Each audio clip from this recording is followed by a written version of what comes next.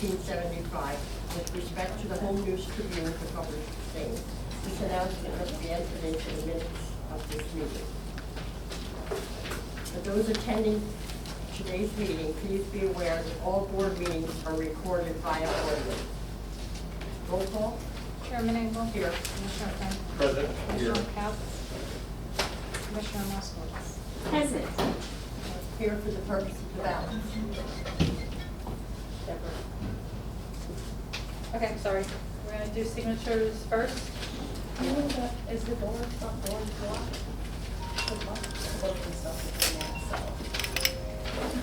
Can't see the guys coming in on the block. Okay, sorry. You ready? Oh, we might need a light. Okay, this is for signature, doesn't match. Thank you.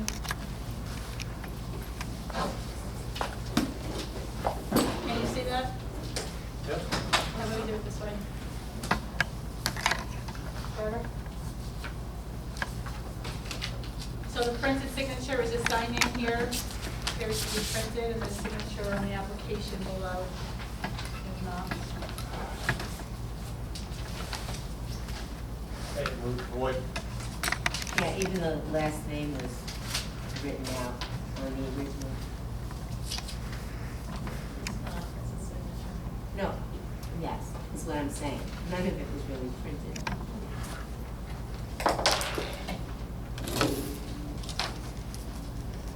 Did someone move to reject? Move second. Reject. All in favor?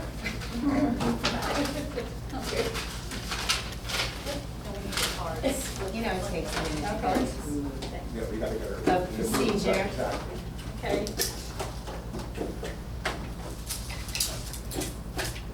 Dave? T looks Is good. that even the same person? Yeah, the T looked the T and the P. Let me try something, hold on.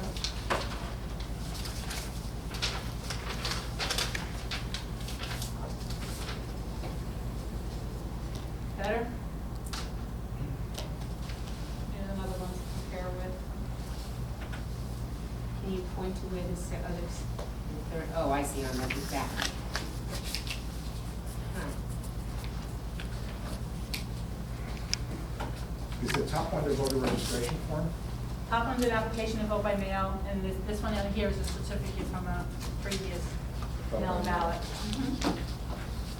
Oh, well, the top one, is that the application vote by mail for this election? 2016. Oh, okay.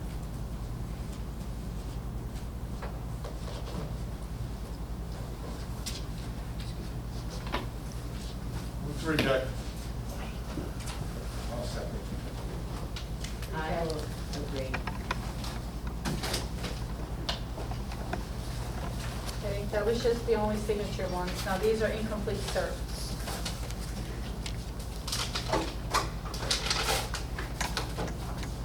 Nothing. Reject. Well, I don't know. That was the only one. And then this one just, ballot, no, ballot not enclosed. No, it's reject.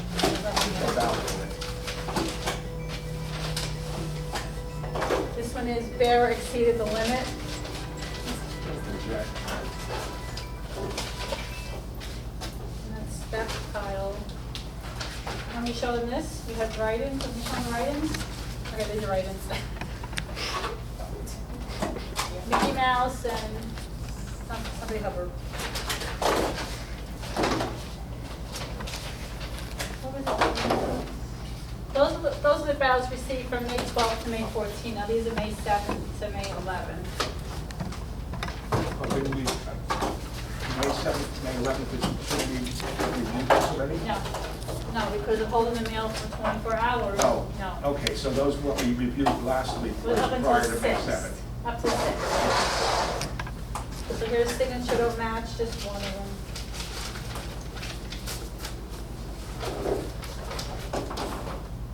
Mail and ballot application, mail and ballot. And then here's, Move to reject. Second. Okay. Street.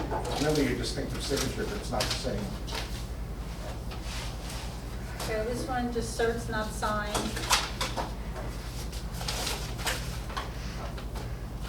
Wow. This one certs not signed.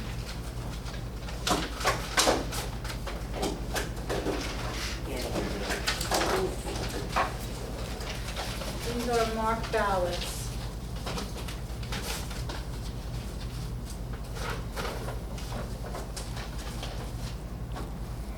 Did you say marked, M-A marked? I think those are the initials. Do you see it? The initials. Oh, yeah. Reject. Reject. Because they run.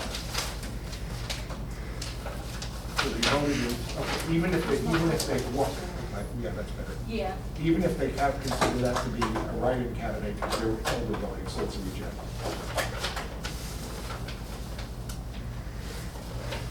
That goes with that one. That goes with that one. Can't get more, That's more per ballot if somebody's somebody name. signed Yeah, their they name. put their name. Reject. And this one, they voted 2 ballots. How, but they voted 2 ballots. No. Carried twice.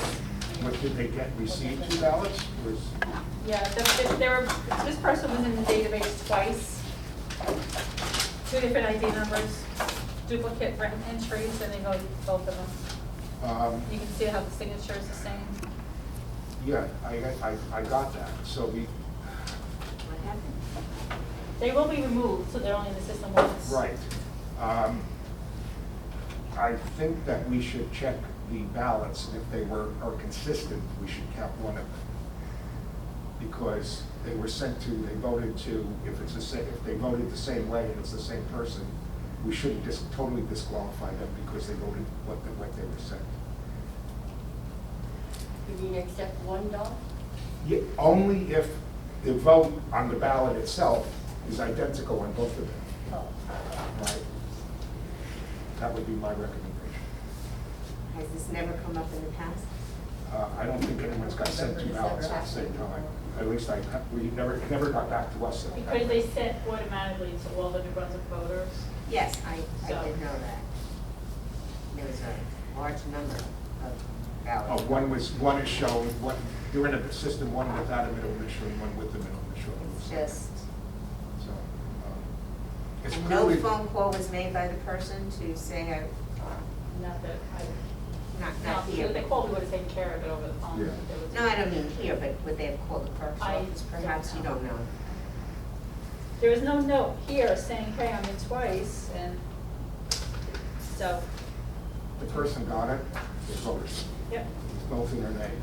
Maybe they thought, I mean, you never know what people think, but So you all May agree? may I ask why the first one has the stamp voted on it? Is that first one that came in, that's why it got Yeah, stamped? they probably, then this one came in, they And realized. then you realized it, that's Two. amazing on your parts that you could remember that name so clearly. I mean, I don't have any. It's not a substitute ballot, one of them, is it? No.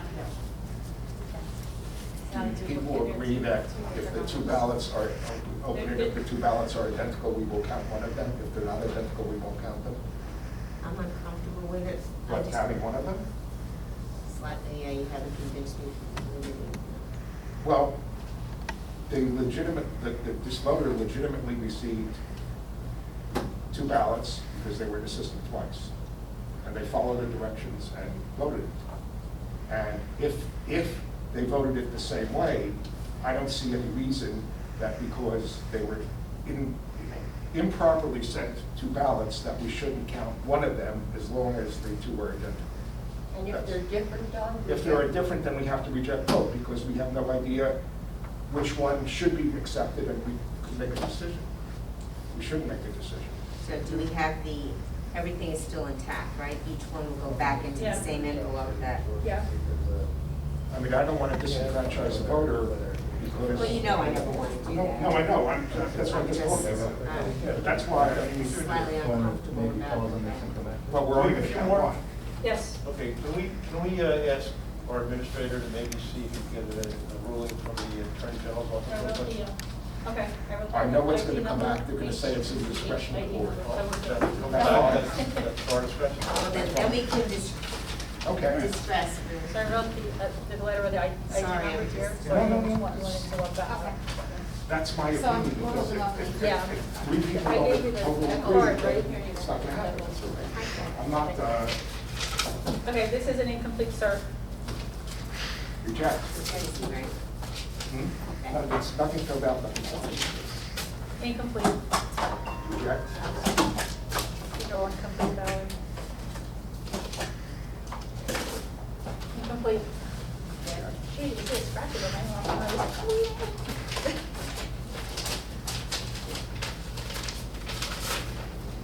Incomplete. Reject.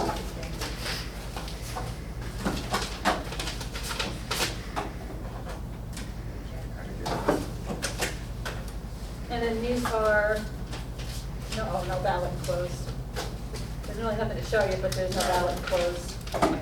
Whatever votes you have that aren't ballots enclosed, we just have What about this to one? agree. Yep, absolutely. Oh, there's no label, so this one we don't even know Unless who we it have is. something that's aligned here. This one had no inner envelope and nothing, so we don't even know whose it is. Wow. So that's the, no ballot closed. And then we just had a write-in.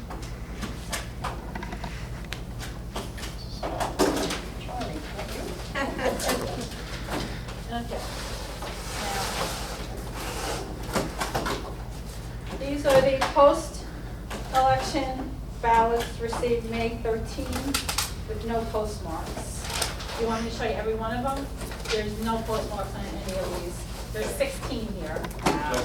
You check both the front and back of these captions, there's nothing. These received on May 13th, late, 71 ballots.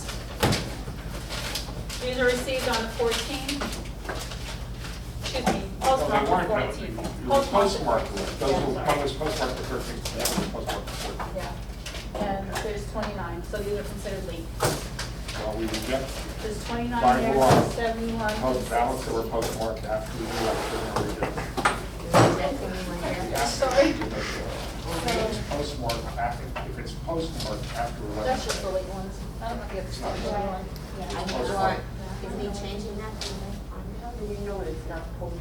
No, it still has to be postmarked. but it They takes did, like they 7 said, days. It was received on the date of May, Anybody late. be able to know that. So what, if we have that large a number, I just think, I don't know. I mean, I'm not saying we have to, we cannot, by law. You're not allowed, you know, if But the, was the law only specific promotes. phone made to that postal? Multiple phone calls from the administrator have been made. I remember Postmaster that. General. I appreciate it. And there's a number, a statewide number that they've given us that he's been in contact with people. Oh, For yeah. better or for worse, we're not being discriminated against. Middlesex County is not being discriminated against. This is a statewide problem. Unfortunately. We're pushing as much as we can. The state level, we're doing the same level from the governor's office and Senate rooms for the same thing. So we gotta, Do it's you a have monopoly. to sign those? Yeah. We just have you to sign the writing sheets, please. And that's it for the New Brunswick. There's a public that wants to come in, so can I let her in? We're not We're starting our we're meeting. not over at the limit yet. Yeah. Okay? 414, we're not gonna start before. So the number was 1378 You did 56. something, we did it too. So what's the- All those numbers that have been read out. We're not gonna Oh, start. it's not Late 4:30? Okay. Is that correct? The last batch? Yes. Last They were batch. either, no 78, postmark or- 56, or- and 16.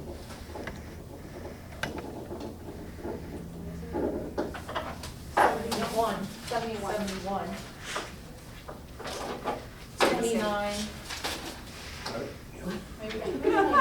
Covering my, I'll talk louder. and 16. I So got the that's 16, I was only right number. Tell me again, 71 79. and 29.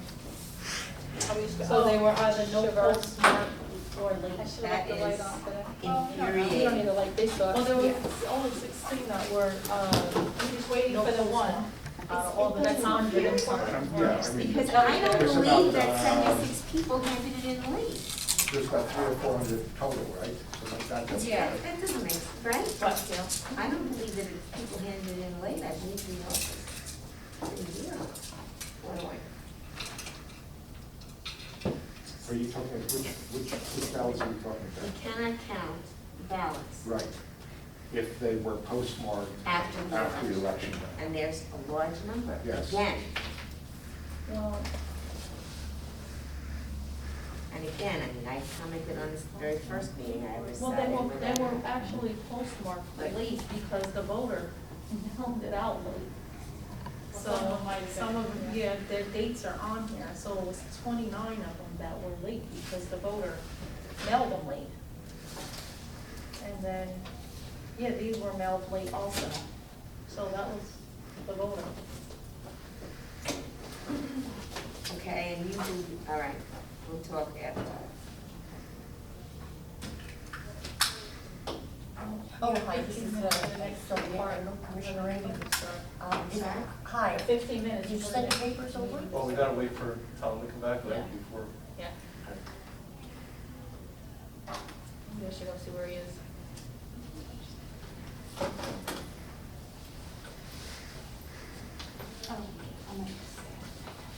You're going to fax it, is that what I'll you're go going see to do? where he is.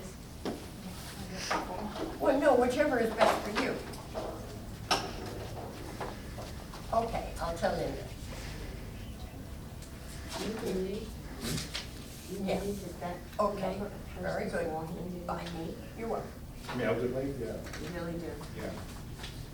We still get ballots from people that, from November 2019, that they wake up and they're like, oh, I have this Yeah, ballot. they're let me cleaning mail up it their in." desk and they find it. Yeah. like, oh. The post office is slower than usual because of the whole situation.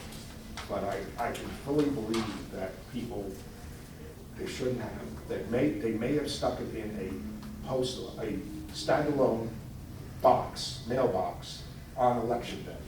But it was already, but whatever mail was in there already was already picked up. So it might have been in the box, but it wasn't, it didn't get Oh, I to the see post what, office. yes, that's Yeah. true. Picked up Yeah, and in the mailbox. yeah. So that's interesting. Do Or we they have could- enough- or they could Do we have even mailed publicize later. that enough? About putting mail into a mailbox Well, on a street quite corner? frankly, You cannot force people to go to the post office. I think if you ask the average voter, they might be surprised that we can actually count ballots that come in after election day that are postmarked on election day. I think if you ask the average voter what the rule was, they'd say it's got to arrive by election. Sorry. Linda, That's okay. the the county clerk is going to send over an email to you, and you have to print it out, and we have to sign it. Okay, now? Well, she's sending it now. Okay. You better wait a few minutes. All right, I'll just get my email up.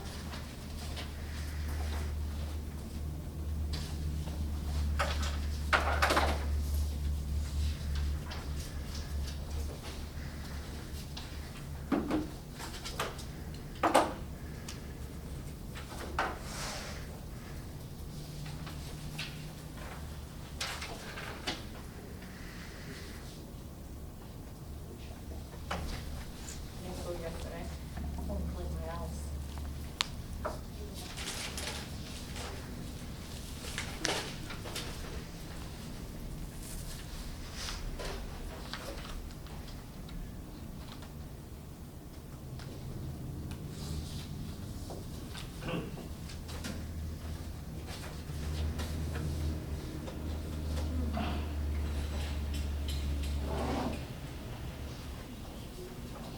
Ask them down here over it. No.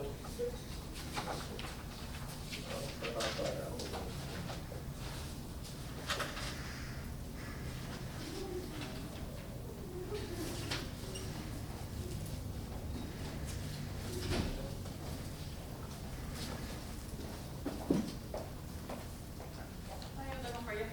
First, either vote no on both ballots or accept the first one.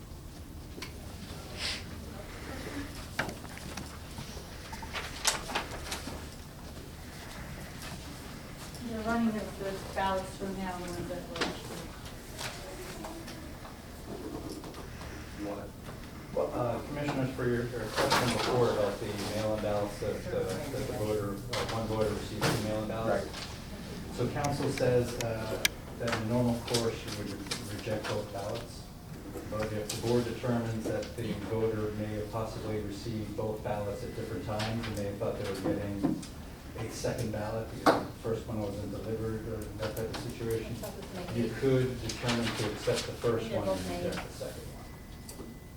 You wouldn't be able to open the ballot and determine if they're both comparable. You would have to either reject both ballots or accept the first one. Interesting. Well, I think that opinion is wrong on both counts. Can you tell which one we came in first? Timed off. But they both postmarked both made, and both were received in our office May 11th. And I think it's wrong on both counts, because I do not think that we should disenfranchise a voter because of a mistake that the election officials made if it's not necessary. And I mean, we made it because we sent them two things. I can see why we have it, because one registration is with her middle initial and one is without her middle initial. But in the meantime, it still ended up being a mistake, and it came from us. And they filled it out and sent them back. And I see no reason, if the two ballots are the same, as voted, that we should not count one of them. I can tell you that the postmark time on one of them appears to be 9, there's a 9, and the other one is a 10. So the time on the postmark, they're both postmarked by May 8th, but it looks like the time is different. So if you tell me to choose the first one, I can do that. And then Commissioner, just to follow up on your point, council did object to the determination that you would open the ballots Right. and then make Yeah. the determination. Right. I didn't like that. I don't No, like that either. that would only if they are identical. Yeah, we have to open them to But see you have to that. open them to check, Yes. and that's not what we want to do. I agree with the Well, advisement. whatever you want to vote. How that's- was the person registered? Then, did you have it there? Well, they're registered, They got the middle initial Well, we or have not? two they're registered registrations. twice. They're in the system twice. They One have with two the- different ID numbers. One with Daniel M. Moore, the other one's just Danielle Moore. Same PO box. PO box? It was sent to a PO box. They're registered at an address, but they're allowed to have a mailing address for purposes of Yeah. mailing the ballot. I don't know if they're both voted. I don't know what's on the inside. We don't open it, No, so. I don't think we should. Well, from the comments, it appears that it's 3-1 against accepting. Am I correct in that? I would be closer to rejecting, yes. I think we should reject it. Well, it's 3-1 to reject. Okay. And again, isn't it like? Can we get that one straightened out? No one- Yeah, we're gonna take care of it, Yeah, yeah. we'll be taken care Yeah, of. they'll Okay. be deleted. Yeah. Will they be merged? You know darn well that you got two ballots in the mail, you would vote them, you would call up about it. You and I are political animals, all right? I mean, I hope you don't accept that, but we, to some extent, we live and breathe this stuff. The average person, I won't say could care less, but the interest in elections and the mechanics of voting on the average person is very low. And if they get two official documents from an official, from a source, and they both say vote, and they vote, then. But what if you got it mailed out on a provisional ballot? Hmm? One that's rejected, right? Yes, that's correct, because you don't get to vote twice. And I'm not proposing that they get to vote twice. Right. I'm proposing that since there was a mistake, and they followed the instructions, they both got it, that assuming the ballots are, the actual votes are the same, that you should have one. But, and I voted, so it's fine. Okay. Okay, this is commissioner comments, I guess we're Do finished. we really have any of this, should How we about- really have any of this stuff? How about public comments? For this election. You never really had it.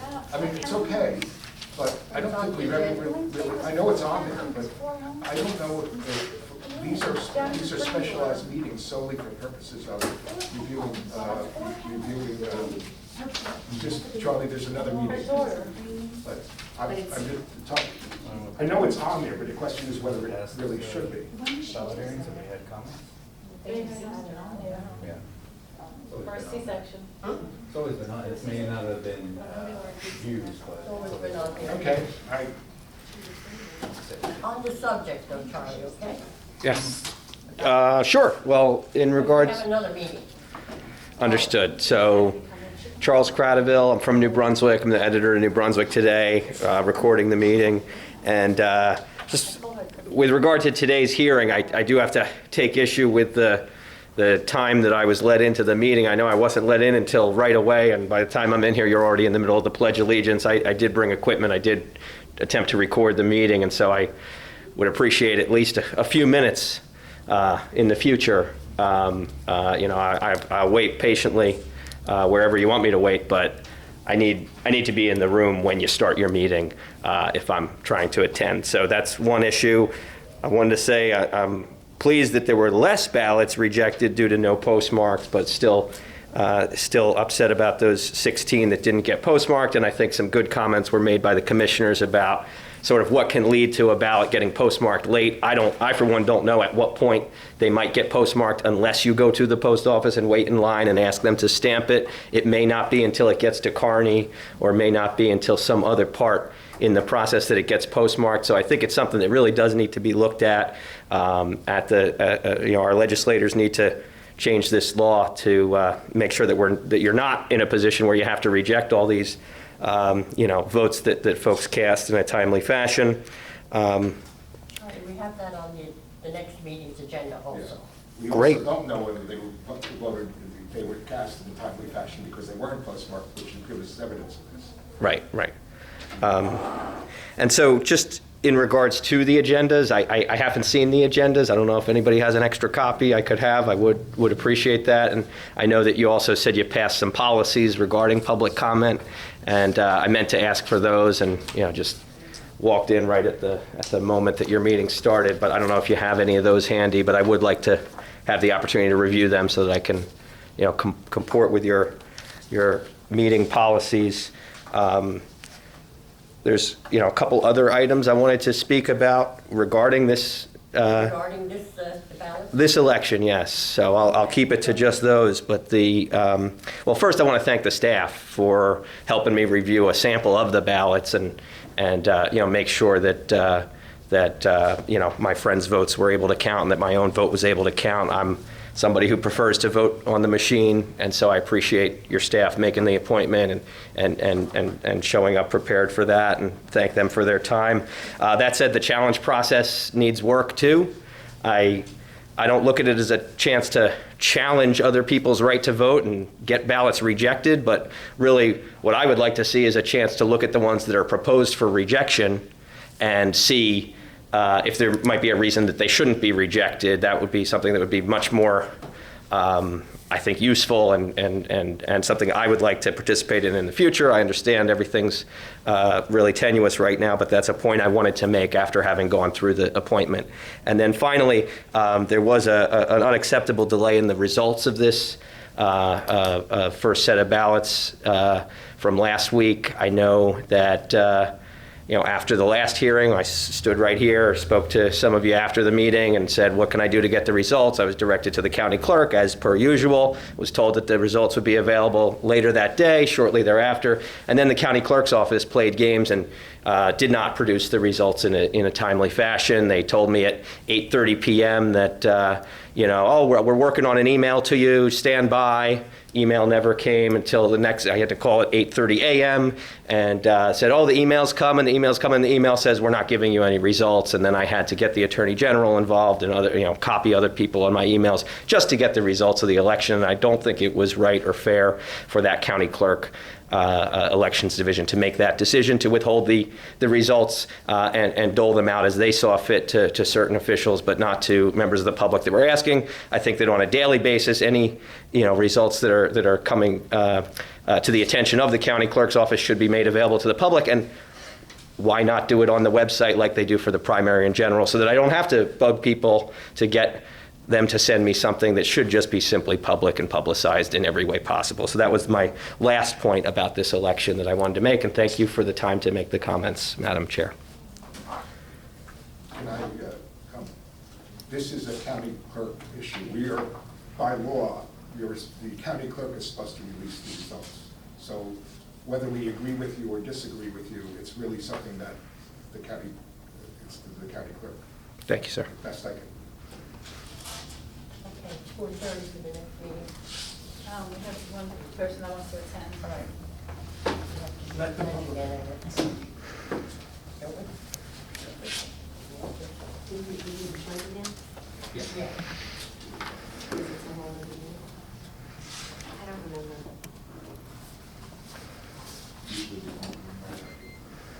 Right, that's what I thought. I'm not going to say anything.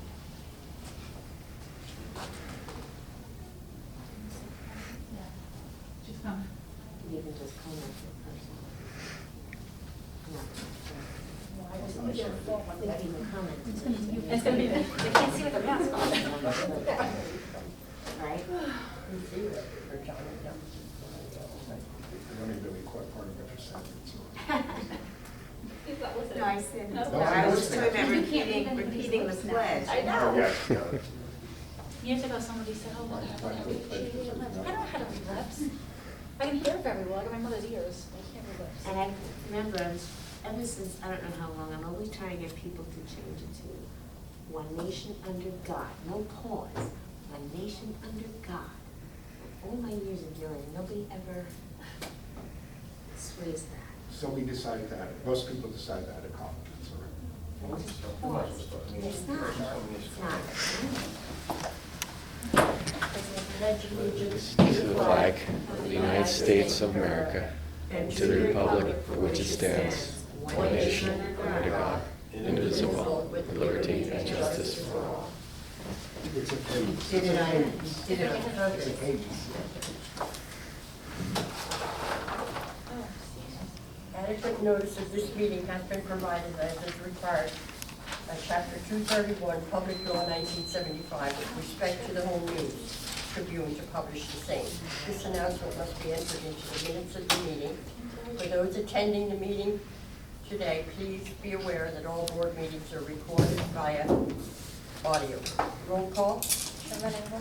Here. Commissioner Franklin? Present. Commissioner Katz? Here. Commissioner Moskowitz? Here. Adoption of the minutes of April 9th and May 12th. School board, mail-in ballot here. Make a motion, we approve minutes. We better do them I'd separately. like to do separately. Let's do April 9th first. Thank you. Motion to Motion accept. to approve the April 9th minutes. Second? Second. Roll call? Chairman Engel? I have a comment.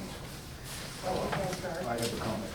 I am going to be, and I just want this in the minutes, I'm going to be voting against the minutes because one of the changes that I thought should be included was not, which is fine, I have no problem with accepting it as long as the next minutes reflect what I said, which is that should be noted that I was not invited to attend the design review meeting of the flat on the vote by mail ballots, even though other two commissioners were.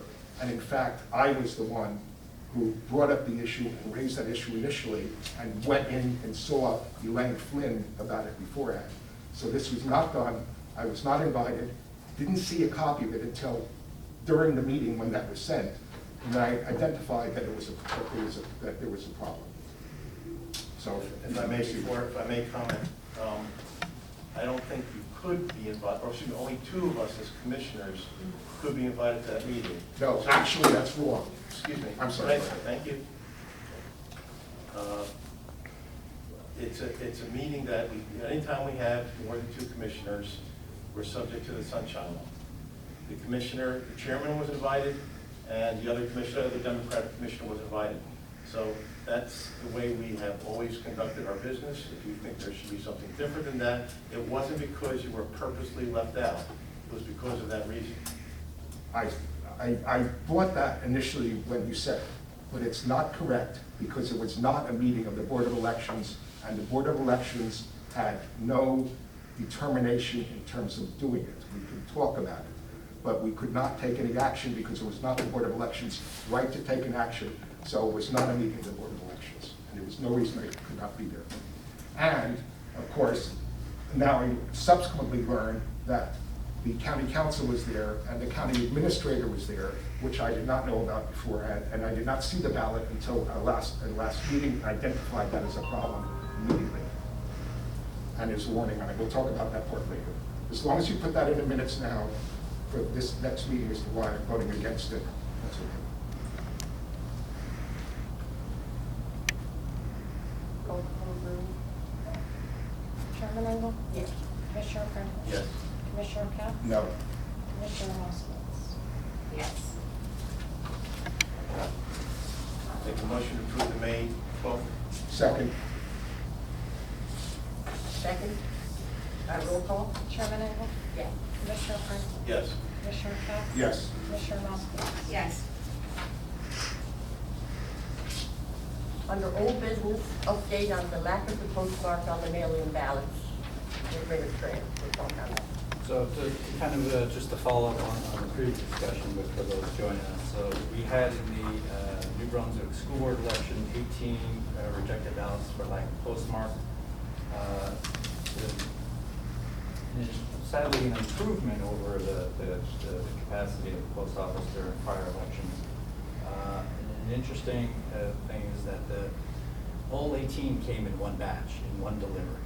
So for the rest of the ballots that came on the 48 hours, they were all postmarked. It was this one batch that came in at the beginning of the day on the day following the election, where all the non-postmarked ballots were received, along with 5 that were actually postmarked. So I followed up with the post office in East Brunswick, and Carney to the North Jersey officials regarding that. If they can identify the issue of why that particular batch didn't have postmarks. And I've asked in advance of July 7th. I know that we've had discussions in terms of northern counties about this issue, but really if they can have a meeting with East Brunswick, Kearney, and North Jersey officials with this office to kind of address our issues going forward with the postmark with respect to mail-in ballots, so that this issue, again, $18 for 260 odd ones for post 48 hour for New Brunswick. But if, again, for July 7th, obviously they extrapolate that out in terms of how many that potentially could be. That's something we want to avoid for particular voters. So again, we'll stay on top of this and continue communicating to the post office that this outcome is unacceptable, and we will continue to work to advocate for voters in Middlesex County. By the primary. By the front. Any comments on that? Commissioner? No. I'll make one comment. Unfortunately, any of them that not being postmarked is wrong because it's disenfranchising the voter. But if you all look at your own mail, the percentage of mail that you get that's not postmarked, that probably should be, is a lot higher than this. So everybody pushing the post office is making some headway. Not enough, but some headway. And everybody is now, especially with the more vote by mail part of it, there's more publicity, so there's more push on it. It's a monopoly. The post office is a monopoly. We can't use an alternate post office to do this. So all we can do is push. Actually, today I did get a personal letter that wasn't paid for. Yeah. It was not postmarked. Got my attention right away. No, if you She look said at it was not postmarked. No, I know. So this was 18 out of 260. I mean, we're talking 5-6%, something like that. Okay, mail-in ballot envelope. And every ballot that is mailed to an address other than where they are registered is therefore potentially to be rejected, because they're saying, based on the way this is written, that they are saying that their proper address is the address on the label. So if you have college students that are mailed their ballot to their college address in California or wherever else it may be, or you have snowbirds, for example, that maybe are still in Florida and their ballot is mailed to Florida, they are saying and they have no opportunity to change that, saying that they live in Florida, or they live at the college address, etc. We have to reject those because the voter is saying they live there, and it's not in the county, and it's not at their address to register. And I mentioned that, as soon as I identified that, I mentioned that. The county council says, no, it's legal, and it's not, in my view. And we sent a letter, and he said, basically, forget it. In the meantime, I have identified, or I raised this issue with other people, and the county council has gotten a letter from attorneys saying the same thing. I do not know if they've gotten a response back yet. But if this is not corrected, we're going to have to reject many ballots. And I do have to say at this point that any ballots that come in for the July election that have an address that is an address other than where the people are registered have to be set aside for our review because they are not saying that they live here. And if they're there, we're going to have to reject them. And it could be hundreds, it could be thousands. But the mail-to address on the address on the certification that may be on the label would be their mail-to address. But if that is not in the county, if it's not in the county and if it's not in the municipality where they are registered, then it's something that we have to reject because they don't live there. Right. It shows that they don't live in the county. Right. So what are you?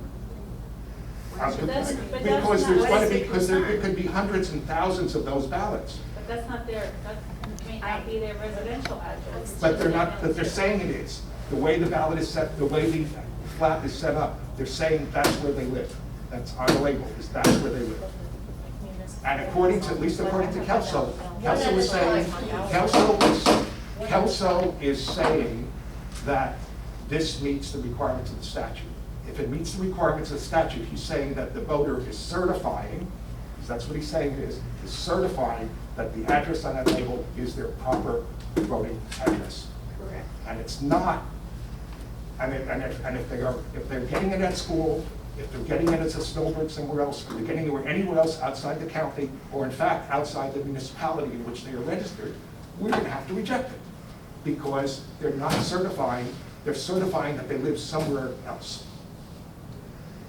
So can we there was some homework that was done on, I guess, the assembly bill that was passed, and there was some homework done on the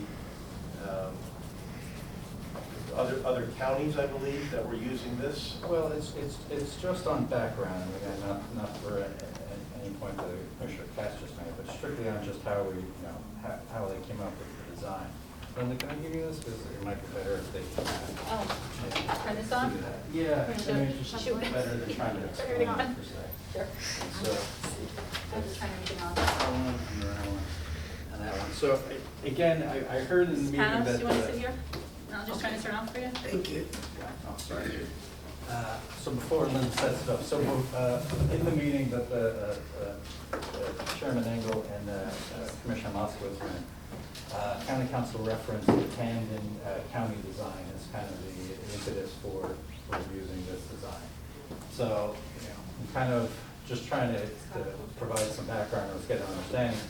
I called down to Camden County Clerk's office to see if, how closely aligned it was. And so I actually reached someone who actually designed the inner envelope design and had a discussion with him. And so this is an example of the Camden County inner envelope design, and it's basically a word for word for what Middlesex County. Well, then Camden County is also violating the law. And so, so again, I asked him, I said, just on background, I know that there was legislation that was considered. Linda, you could go to the second beat there. So I was asking him for background. I said, how did you, yeah, if you could just scroll to the top, so I could just, so you could see that. So this was, when I asked him, I said there was a bill, and the Camden County Clerk said, well, there was a bill because we asked for it. And so they asked for the particular language for the alternative mail-in ballot certification. And so it was S647. It was passed in, I believe, in 2018. And so For in this terms of. very reason, because there was the same kind of question? Well, they want, the way it was explained to me is that Camden County wanted to use that particular inner envelope design. So Correct. that they had, in terms of the overall bill, had asked for, the consideration of language. And so Camden County was able, in terms of reviewing the legislation or input to the legislation, was able to see that the mail-in ballot certification was part of the process. Okay.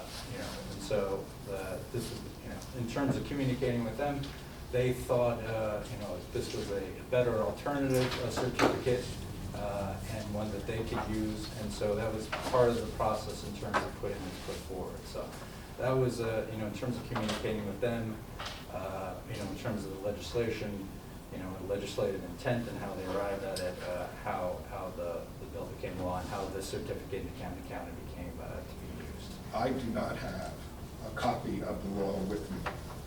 It was laid out in the law, and the reference was laid out in the whole letter that went from Sully and myself to explain what the situation is. The section of the law was indeed adopted, I believe, in 2018. But it says, two things that section says. One, the voter must certify not just his name and his address. So then the. Wait, I'm not finished. No, it'll help you along because it actually is the language. Yes, but it doesn't. There you go. Sorry. Okay. Because that had been a big issue that I recall.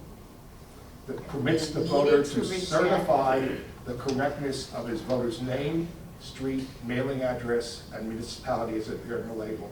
And at the beginning of it, it says, the part that the certification and the whole section must be substantially similar to the certificate provided for in the prior sections. The two prior sections provide for a space for people to put in their address.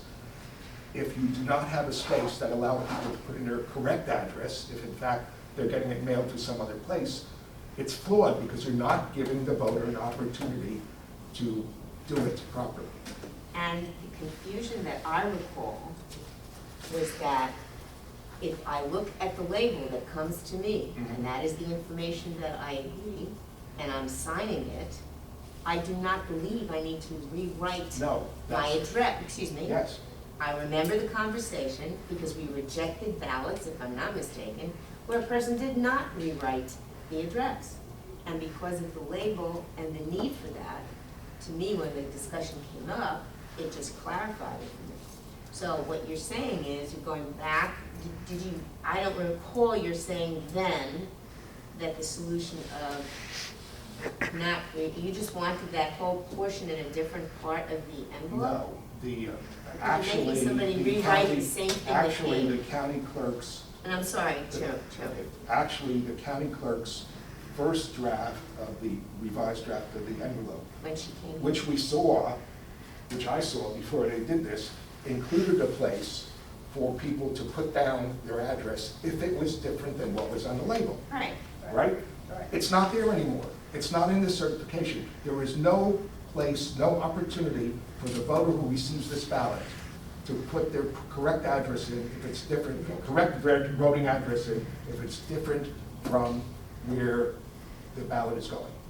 There's no place for them to do it. That's not substantially similar. And we're going to have to, it's going to come, we're going to have to reject them because they're saying, at least according to the county clerk and county council, they're saying, they're certifying that the address on that label is their proper voting address.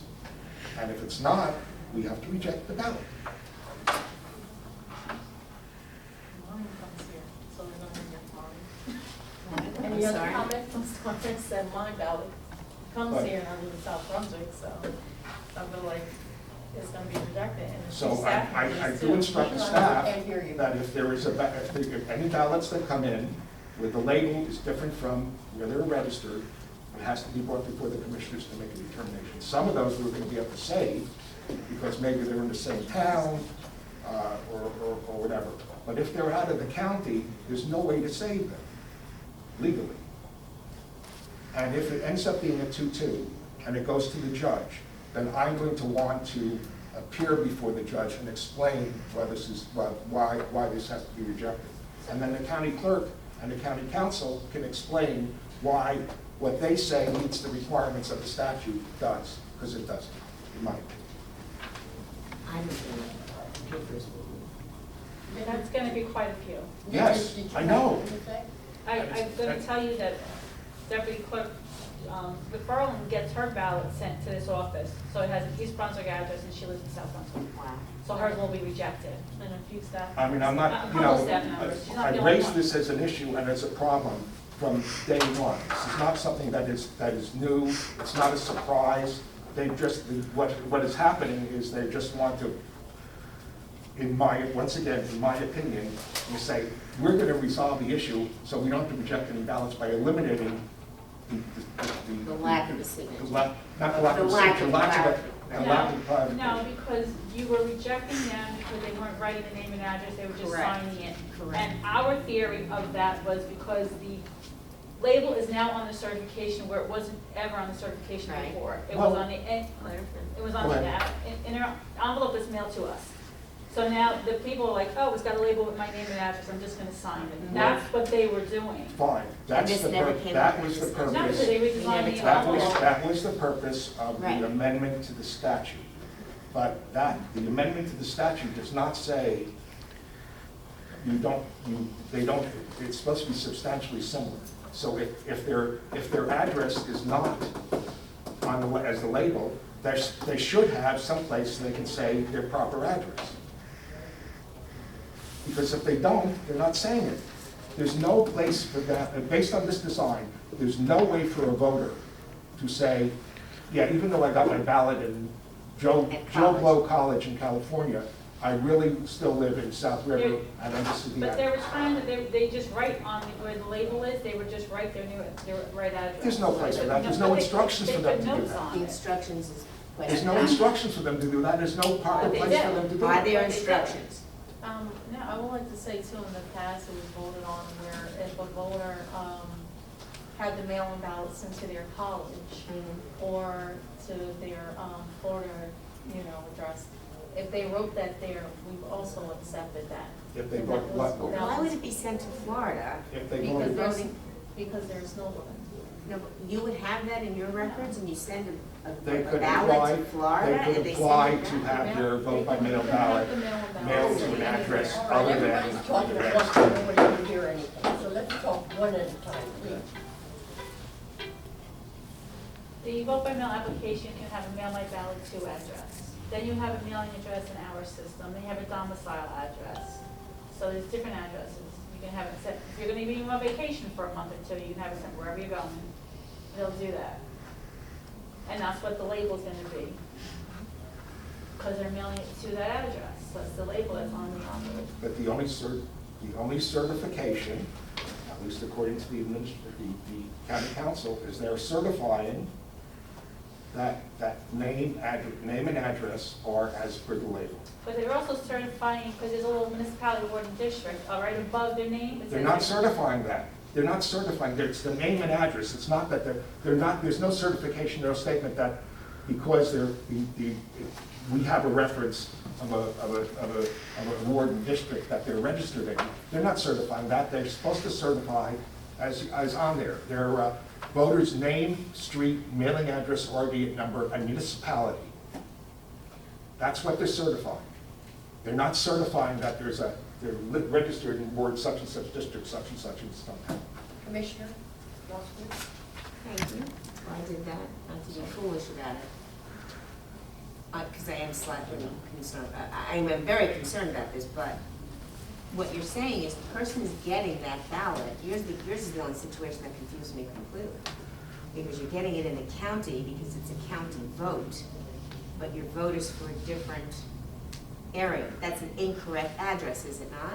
Or is it because it's her work address? In other words, if I was a snowbird and I get the ballot in Florida, what address is on the actual ballot? The Florida The address? Florida address. but we're counting it because we know, how do we know? That's the whole point. But that's my because they're point, so you're registered, they're saying registered. it's rejected because it's not, because It's rejected because, at least according to the county council, the voter is certifying that the address on that label is their proper voting address. And it's not then in they're those not gonna, instances. then if it's a Florida address, they're not gonna get a New Brunswick ballot. They're registered in New Brunswick, say. Yeah. They're registered in New Brunswick, but they were in Florida in But the fall or registered whatever it is. address is New Brunswick, Yes, and yet the mail goes to Florida. the vote by mail ballot may go to Florida at the request of the voter.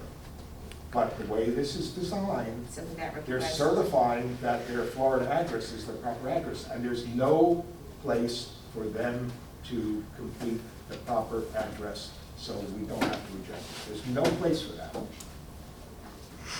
And I raised this as soon as I heard about it, we raised it. We did it in writing, we were rejected, talked about it multiple times. I talked to Mike Flynn before, I talked to this, that was rejected. We got a letter from the county council, basically, go jump in the lake. I doubt if that was the. No, Commissioner. that's a summary. Bottom line is, what we did is correct, go away. But based on our original discussion here, we agreed that some of the problems were because the expectation that you had to rewrite the address, that did need to be addressed, correct? Well, they Madam addressed, Chairperson. they tried to address that by by saying it's a problem, So but it's we're just just gonna a- we're just gonna take it out so there's no problem. Well, that doesn't eliminate the problem. They created a Was it problem. moved at any time to a different part of the ballot? I'm trying to recall. What we got before the last A time, they place that had said one. you have a different, no? They had, on the flap, there was a prior version that Elaine submitted, which had a space for, if it was different for people to put it. It might have been on the back of the flap, I'm not sure. And I said it should be on the front of the flap, there was something on the back. Oh, yeah, the front But there was, page, but there was an keeps the opportunity, problems. there was an opportunity for people to put in, to complete their proper address. And there's no statement on there that says, There's no place for them to do it. oh. There's no place for them to do it.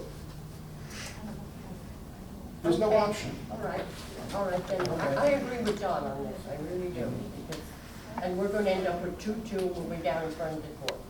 And I'm gonna definitely, and I definitely am going to want to attend to this, with the judge, when if that's determined, because that's not done without any appearances. So, may I ask a question? Yeah. The second green that's in the box below, where is that from, may I ask? That's from the bill statement. Is that a bill statement? Who writes the bill statement? The sponsor. The sponsor? Sponsor of the legislature. So that is the, no, that's okay, if you can just put that up, yeah. So that's sort of, it's That's kind of like a the summary, it's a summary of the bill. legislative intent of what they're trying to achieve in the bill. So this bill passed the assembly. No, this isn't adopted. This isn't adopted, so this is. This was adopted in Assembly and 2000. decided to sign by the- adopted. There was no, prior to the 2018 change, there was really no option for the voter to just use the label as their address and not have an issue. There was no in any way to do that. This was added to allow, essentially to allow the clerks to put the label on the inner flap, so there would be only one label, not on the outside. Right. That's fine, as long as you take care of the rest of it, and it's not taken care of. If necessary. If that's, well, two pieces. One, I have two problems with the design. The first problem is the way it's worded does not have the voter certifying to their name, address, etc., right? At least in my opinion. County council says it meets the requirements, it's certifying it. If you read the actual thing, it's really just, it says they may be certifying to their name, and the rest of it, that's their address, etc., but it doesn't say I certified that. That's an important issue in my view, but the more important issue is the voter does not have any option, and there's no design there to allow the voter to put down their right address if it's mailed Madam Chair, somewhere. this is it. And there's no option for them to do it. And we have to reject it because that's not their address. Sorry, this is the one. And apparently Camden County is wrong too. Well, don't they just do Can I it? just ask Tom a couple of Isn't questions? Camden all over now? No, there's some states that are wrong, that's a whole different thing. Commissioner Frankel is now speaking. So, when you did your research, this was exactly what Camden County, I mean, exactly what they did? Yes, this is the. So there was no deviation? No, from the, And Camden County's clerks were the ones who, I guess, proposed this legislation to their state senators and assembly people to draft it. sure, I'm sure, they lobbied on behalf of, I guess, the overall bill for particular language regarding mail-in ballot certification. And I know you've worked in the assembly offices and things like, or state offices, but when this is done, this is reviewed by, There were multiple committee hearings in Right. terms of both houses, in terms of discussing this language. And this is in the original version of the bill, so, you know. in No, terms of the vote, the form of it is not an original version of the bill. The bill, it does not have a sample of what's to be used. That up there is. I'm sorry, I'm talking about the language. Yes. Yeah, I'm not talking Yes. about the Okay, actual yeah. design, let me clarify. The language was in the bill from Yeah. from the introduction. so, and then Commissioner Katz and Commissioner Engel sent a letter.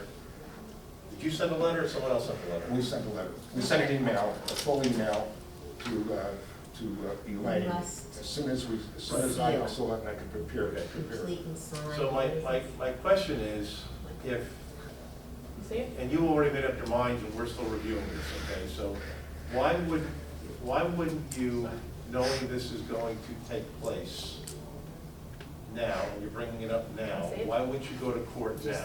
I'm not bringing it up now. I brought it up within 2 or 3 days when I You're first saw it. emphasizing it now, okay? Why wouldn't you, Emphasizing it now. Don, whatever verb you want to put in my mouth, okay?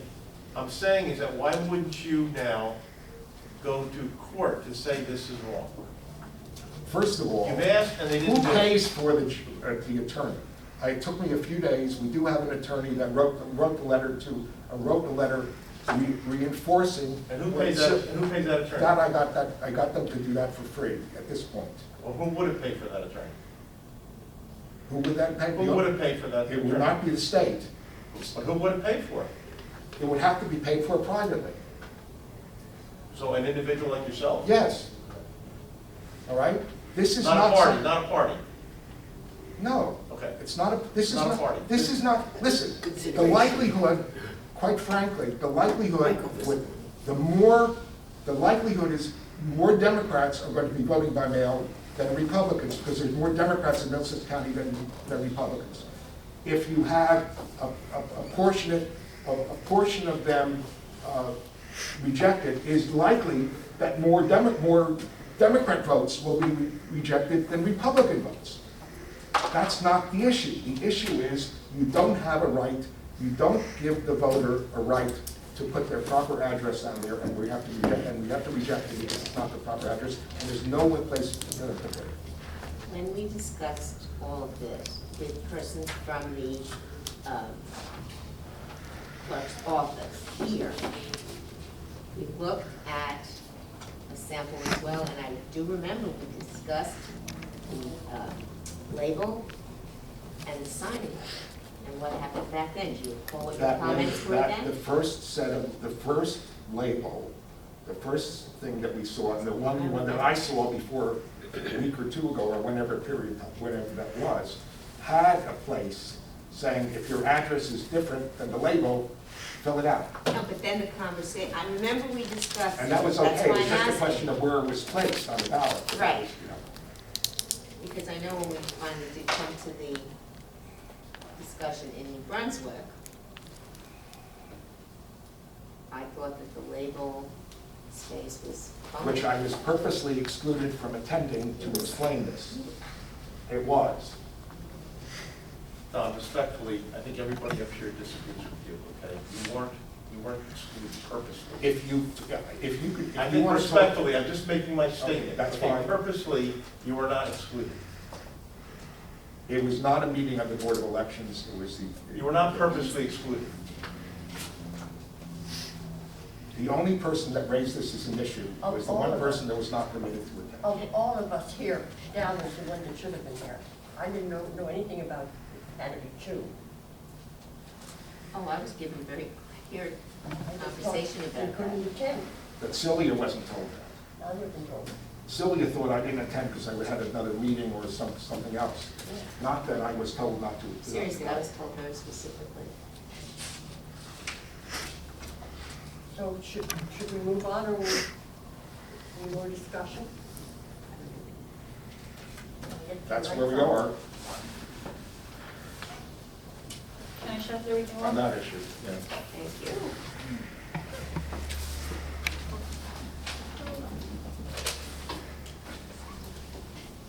Okay, new business. The next meeting is on June the 4th, not the 2nd. Next meeting To is make for- that line if you want.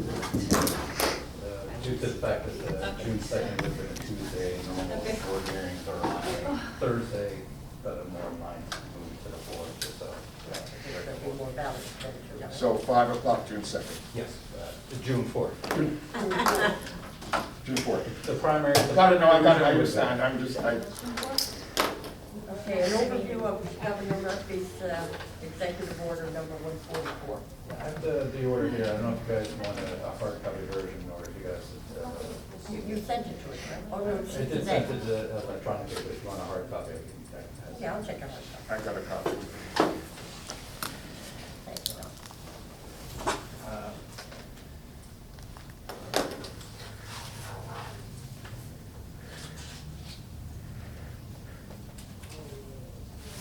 So just kind of, again, the executive order, as all of you know, was announced by the governor during his press conference on Friday.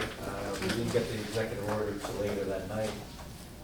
We've kind of had a preliminary staff discussion on Friday before the executive order, and some conversations about today. And we're starting to have conversations with the clerks, because it's maybe as simple as it looks on Friday in terms of mailing ballots and just having polling locations with just provisionals. There's a lot more details that kind of came up in discussions today in terms of, how again, what the polling locations we would use, again, how many poll workers you would use in a polling location, the schematics of how it would be. Again, even though it's provisional ballots and it's pretty straightforward, we may have to come from guidance for poll workers just for that particular day, and a lot of other issues. But just highlights from the executive order, deadline for mail-in ballot applications in person was suspended. Each county must secure 5 drop boxes for voters to deliver and vote by mails. I think it says if possible, Tom. I think it says that each county must secure. I think I took it from directive.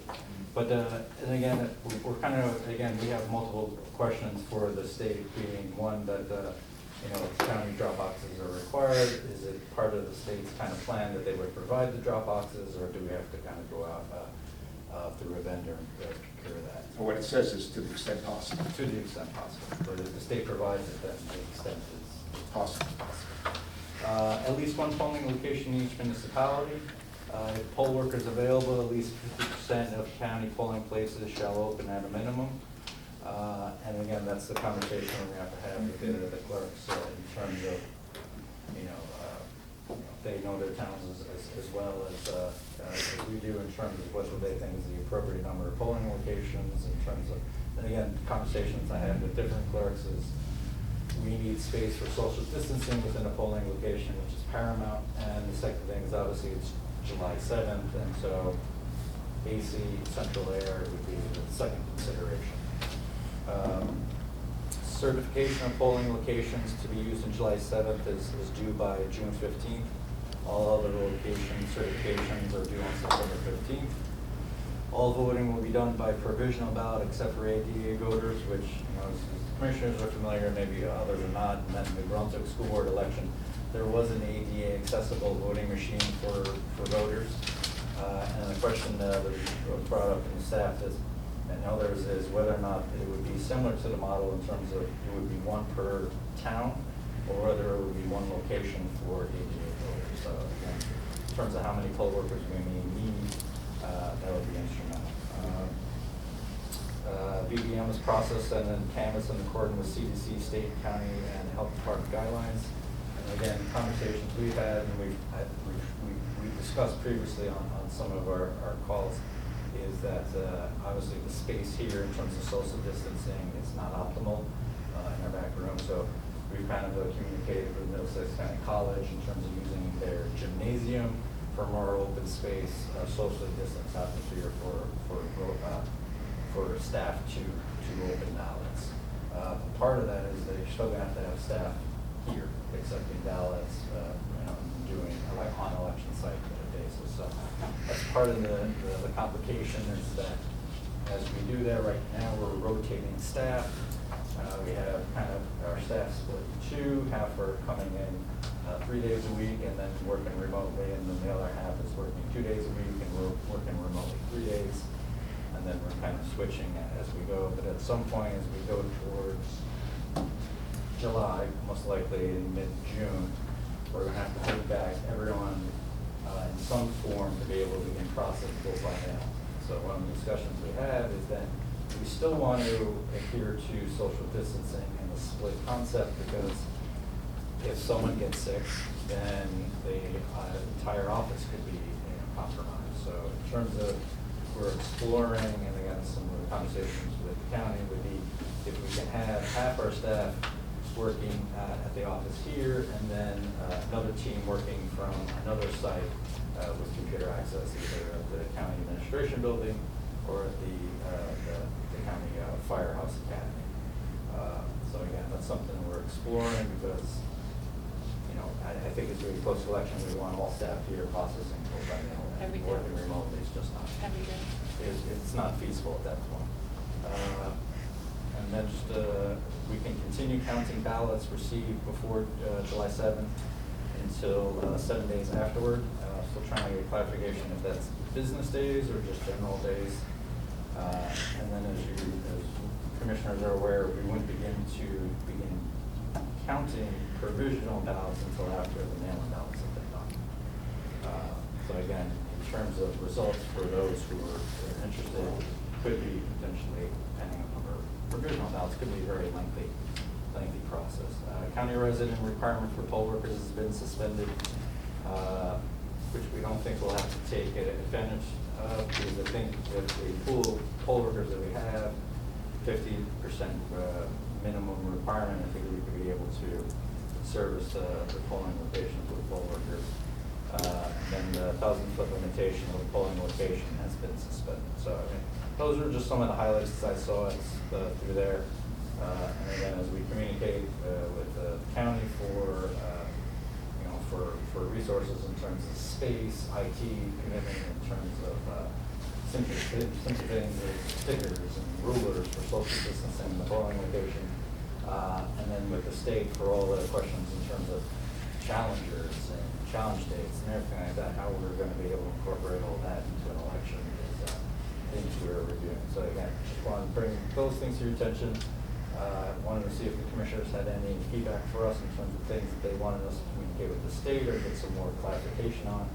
And then our goal is to present to you guys almost a plan for how we plan to do the July 7th with the differing shifts, the different locations, some things in terms of poll worker training, or material we're going to provide, guidance we're going to give the clerks in terms of actually on the day of, and all that. So we hope to get that to you by the end of the week so that we can begin moving forward on a lot of these items. So with that, I'll turn it over. Commissioners, comments? Yeah, I think you've all got copies of what I sent out yesterday on a comment on this thing. In connection with the voters with disabilities, if we can, set it up so that we have one location in the county where anyone with with a disability can go to. We're gonna need 25 machines or thereabouts. I know we may not have 25 ballot faces, but it'd be close to that. If we can do that at our warehouse, one, we can have our staff there to take care of them, so it's, we get people that know what they're doing, or hopefully know what they're doing to do this. And we won't have a situation where people who really want to vote on a machine, but are not disabled, come in on election day to whatever polling place we have in their town, and they're told by the poll clerks, you have to vote by provisional ballot, and they see a machine sitting there and said, no, I want to vote on a machine. And the poll clerks say, it's just for people with disabilities. There's nothing to say, and then the people said, I have a disability, I want to vote on a machine. And there's no definition of disability. Certainly, the poll clerks have no way and should not be judging whether someone has a disability because there's other disabilities. So it makes it impossible. So what's going to happen if we have the machines there is if somebody says, I have a disability, they're going to allow them to vote on the machine. And we're going to have a lot of people voting on a machine that should not be under this rule, and with the rest of the stuff, they could still have voted by mail. So we're going to have dual voting problems, and there's no way to determine it because it's not like a provisional ballot where you don't count the provisional ballot until you make sure they don't vote by mail. If the person votes on the machine, the vote's on that machine already, and if they sent in the vote by mail ballot, we end up counting that too because there's nothing to mesh with the people that are voting on the machine, and we've taken off the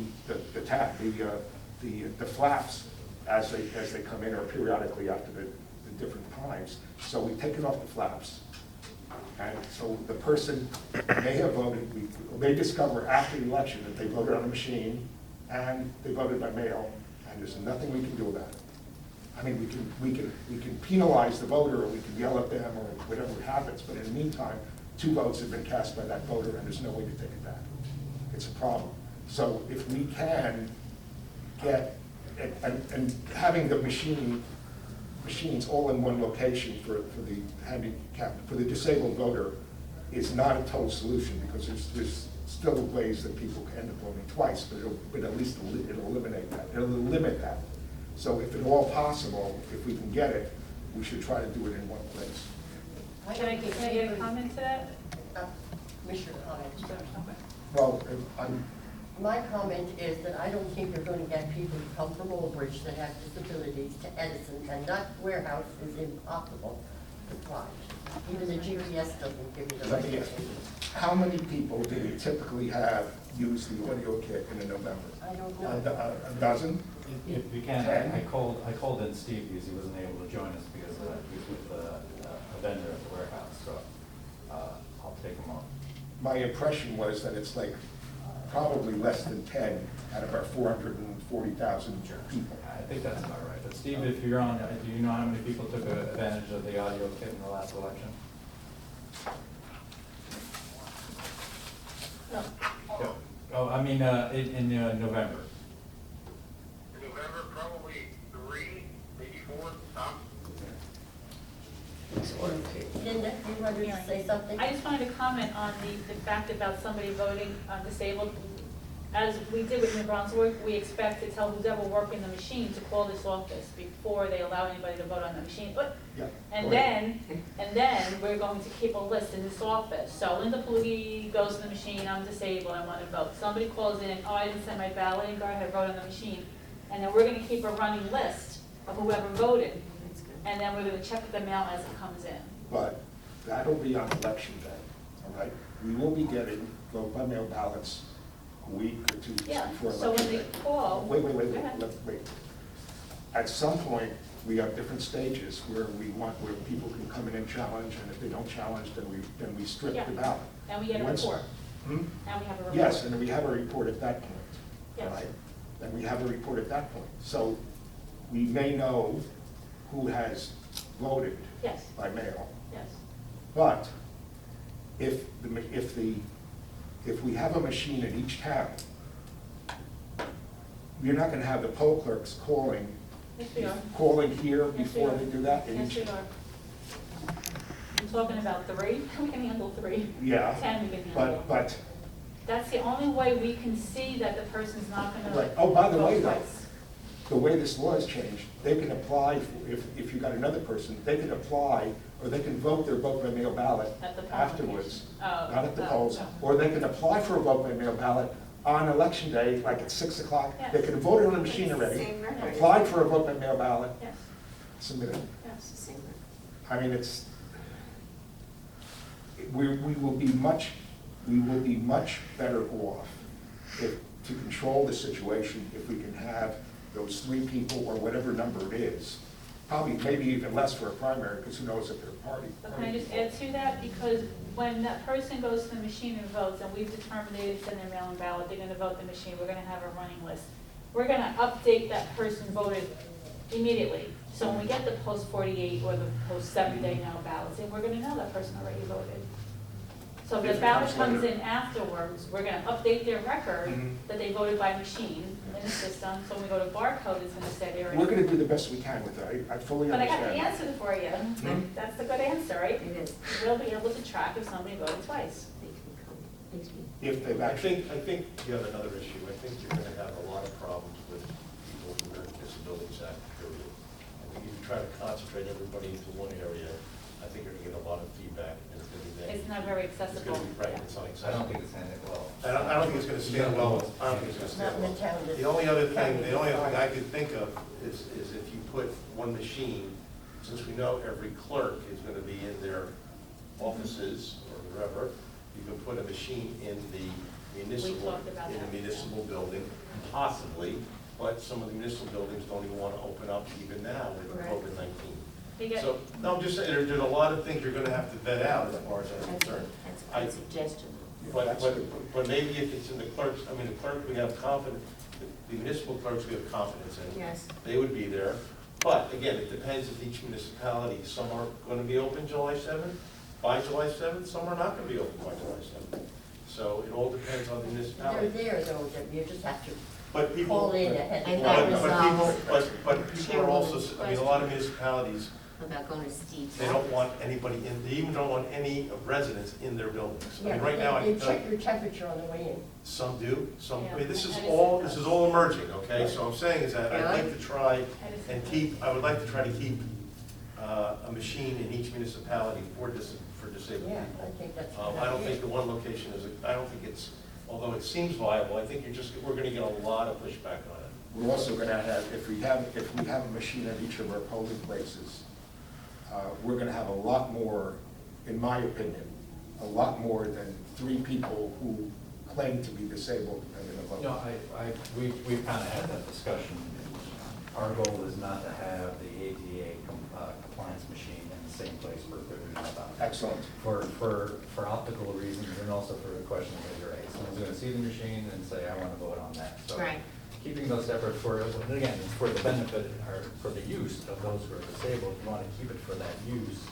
And then and I think it's in the executive order, it's pretty spelled out that they want everyone else to use the provisional ballot. So is it by his executive order that no one except a disabled person will vote on a machine?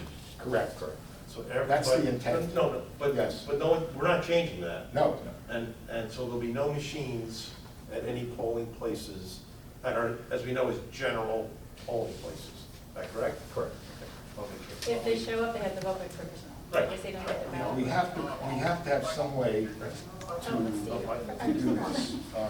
Well, the bigger question is not everyone with a disability has registered with a disability. They're not So registered. your There's no registered. original question is the most valid as far as I'm concerned, because I can come up, as you said earlier this week, and say I'm disabled and I have a license that states that disability on there, but I would There's- assume that most people looking at me don't say, oh my God. There's no provision So, anywhere That would be that the- defines disability for purposes of voting. It doesn't exist. And- well, again. Right, so, I mean, so if people say they're disabled, I mean, the typical situation where you need an ADA, the most typical situation where you need an ADA accessible machine is the audio. someone that is blind or low vision or what have you. That's the typical one. The other one is if for some reason they can't write, but they can in some manner press buttons on a machine. Those are there may be others, but those are the two that I see existing. But we can't be in a position to have our poll clerks decide whether someone's disabled or not. No, I think it's been addressed by the current. Yeah, as long as we got to find some way to do That's it. excellent. Steve Myers, our warehouse supervisor. Steve, did you have a comment that you wanted to add?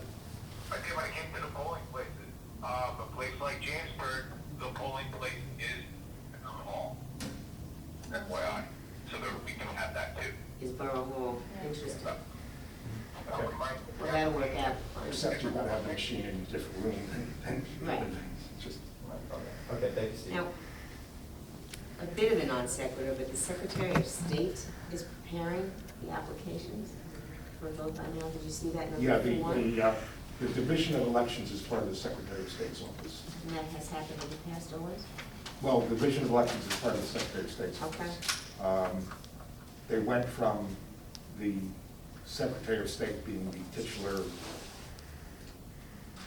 head, as chief election officer of the state, to a while it was the Attorney General. I'm not sure whether it's back to the Secretary of State, but the Division of Elections is still always part of the Secretary of State's office. So that's really why. Why they said that? Yeah. All right, next, staffing requirements for July primary, 7th primary.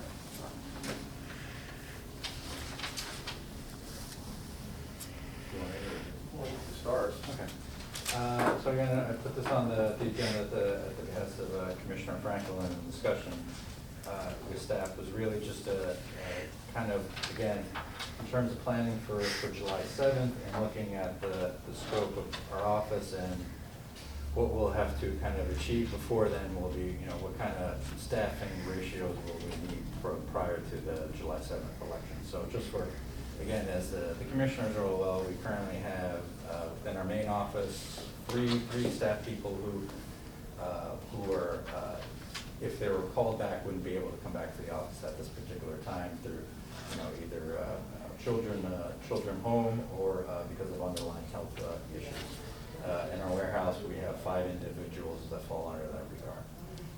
So again, just in terms of looking at that, and then also in terms of thinking of our split staffing kind of model in terms of what we're trying to do for July 7th. And again, it's for the safety of the staff, which is paramount, but then it's also for, God forbid, a situation where someone in our team was to get sick and, others were to get sick, we would want to have some sort of semblance of a staff that, was isolated away from the group that could be able to assume most of the responsibilities within the office. So in terms of looking at that, in terms of past discussions, again, thanking Chairman Engel in terms of providing the list of Republican seasonal employees, as we discussed in past meetings. We kind of interviewed those individuals, gave them the time commitments and everything else in terms of computer work that was going to be done. So I think we arrived at a list that we submitted to you of 8 names, which we would be able to move forward. On the Democratic side, we got a list of about 15 individuals that I've asked staff to start scheduling interviews so that we can do the same thing with Linda and Valerie in terms of what we did with the Republican seasonal list, is to interview these individuals, outline the job responsibilities, the time commitments, the pay, and all those types of things, and try and arrive at, hopefully 8 individuals that we can then provide to you as individuals that could work seasonally. So I believe the next freeholder meeting is June 4th. We would submit those names and then we would be able to bring those people into the fold. As Linda, as Chief Clerk Louis can attest to, is that then those individuals would become in office and we would have to begin training those individuals in the middle of a primary election. And so the concern is that, obviously still wanting to use those seasonal employees and bring them in and use them as we can effectively would be the concern of, again, being without certain staff, going into this challenging election is drawing upon people who would be able to help us in the office and know it's a discussion you've had before, but again, I think it's warranted in terms of exploring, is using some of the county employees, the chief clerk, Flutie has used in the past, not to replace the seasonals, but to overlay the ones that are coming in the office. Because again, we're gonna be doing split staff, so I wanna split the seasonal employees. So we could have some working with, for better parts, Team A and Team 1A on the different days, and then also, county employees. So just having that level of, again, if you wanna say, consistency and reliability, because we know they've done the work in the past and we know that they show up. So the other aspect is I found the people that we interviewed to be very well intentioned and promising individuals, but in terms of a primary election, when the workload becomes as it is, people who will show up, we call on a Tuesday, if they'll show up Tuesday afternoon. I guess I'm looking for predictability going into the primary, and in terms of being able to accomplish our goal, which is getting this election done, hell or high water, having a complement of seasonals with county employees to be able to achieve that because of their background, and I'll kind of leave it to Lynn to kind of explain any thoughts that she had to it. I think you said it. We can depend on them. They know the system. They know the things to look for. They don't need to be trained on looking voters up. I mean, the system, it's easy. The seasonal employees, we were leaning more towards they would help us in processing mail-in ballots, so it's not as complicated as registering people, scanning, that kind of stuff. So, yeah, we have ones that over the years the department heads and supervisors have allowed them to come during the day, not just on overtime. So if we were really in a bind, we would contact them and they would come work 8:30 to whatever. And seasonal employees are only limited to 35 hours, where county employees are not. So throwing them in the mix would really help us with the work, anticipated work. Again, as you well know, like the high water mark for mail-in ballots in Middlesex County was 40,000 plus in 2018. And so potentially we're, again, I don't know, but we're going to be sending out a couple of 100,000 ballots countywide. Again, for the most part, the primary is settled on some of them. But, you never know. You send out that many ballots, you don't know how many you're going to get back. I think in the Brunswick, Charlie, you probably like it. Usually in-person voting is like around 1,000, under 1,000. Usually less. We already got a little more than 1,200. So a small sample size, but an uptick in voter interest. So again, looking forward to July, there are a lot of things that we're worried about and we're trying to plan for. I think this would be one of them if the commissioners could discuss and at least give us some guidance. One of the things to take off our plate would be, getting all hands on deck, as many experienced professional people as we can, kind of move this election forward. So. With the new system, Tom, the seasonal, the county employees would have to be trained on that too, right? The new system, the new SPRS that we got? Yeah, they do, but they know the details, they know the research, how that goes, such strict research, then have to check on history, audit trail, there's a lot of things you have to look at when you register them, not just sit down and register them. So those we don't have to train them on, just a new system, which is not gonna take long. Well, the people that I submitted aren't computer smart, they could learn too. The names I submitted. Tom, they haven't been submitted to the freeholder board yet? We wanted to be able to submit the names of the Republican and Democratic ones at the same time. I submitted them once. Well, no, I have the names and, in terms of putting together a seasonal list of both equal number of Republicans and Democrats, that's why I've asked staff to kind of expedite the setting of an interview so that, my goal is to kind of, by the end of this week, early next week, be able to give you both a list of Republican and Democratic seasonals that can be approved at the June 4th reorg. June 4th, but the election. No, July. June 4th. June 4th, oh yeah, July 7th, sorry. And just remember, when we get these seasonals in, they're gonna have to have an employee with them, so now we're taking a full-time employee away from doing what they're doing to train. Yeah. Can I comment? Go ahead, John.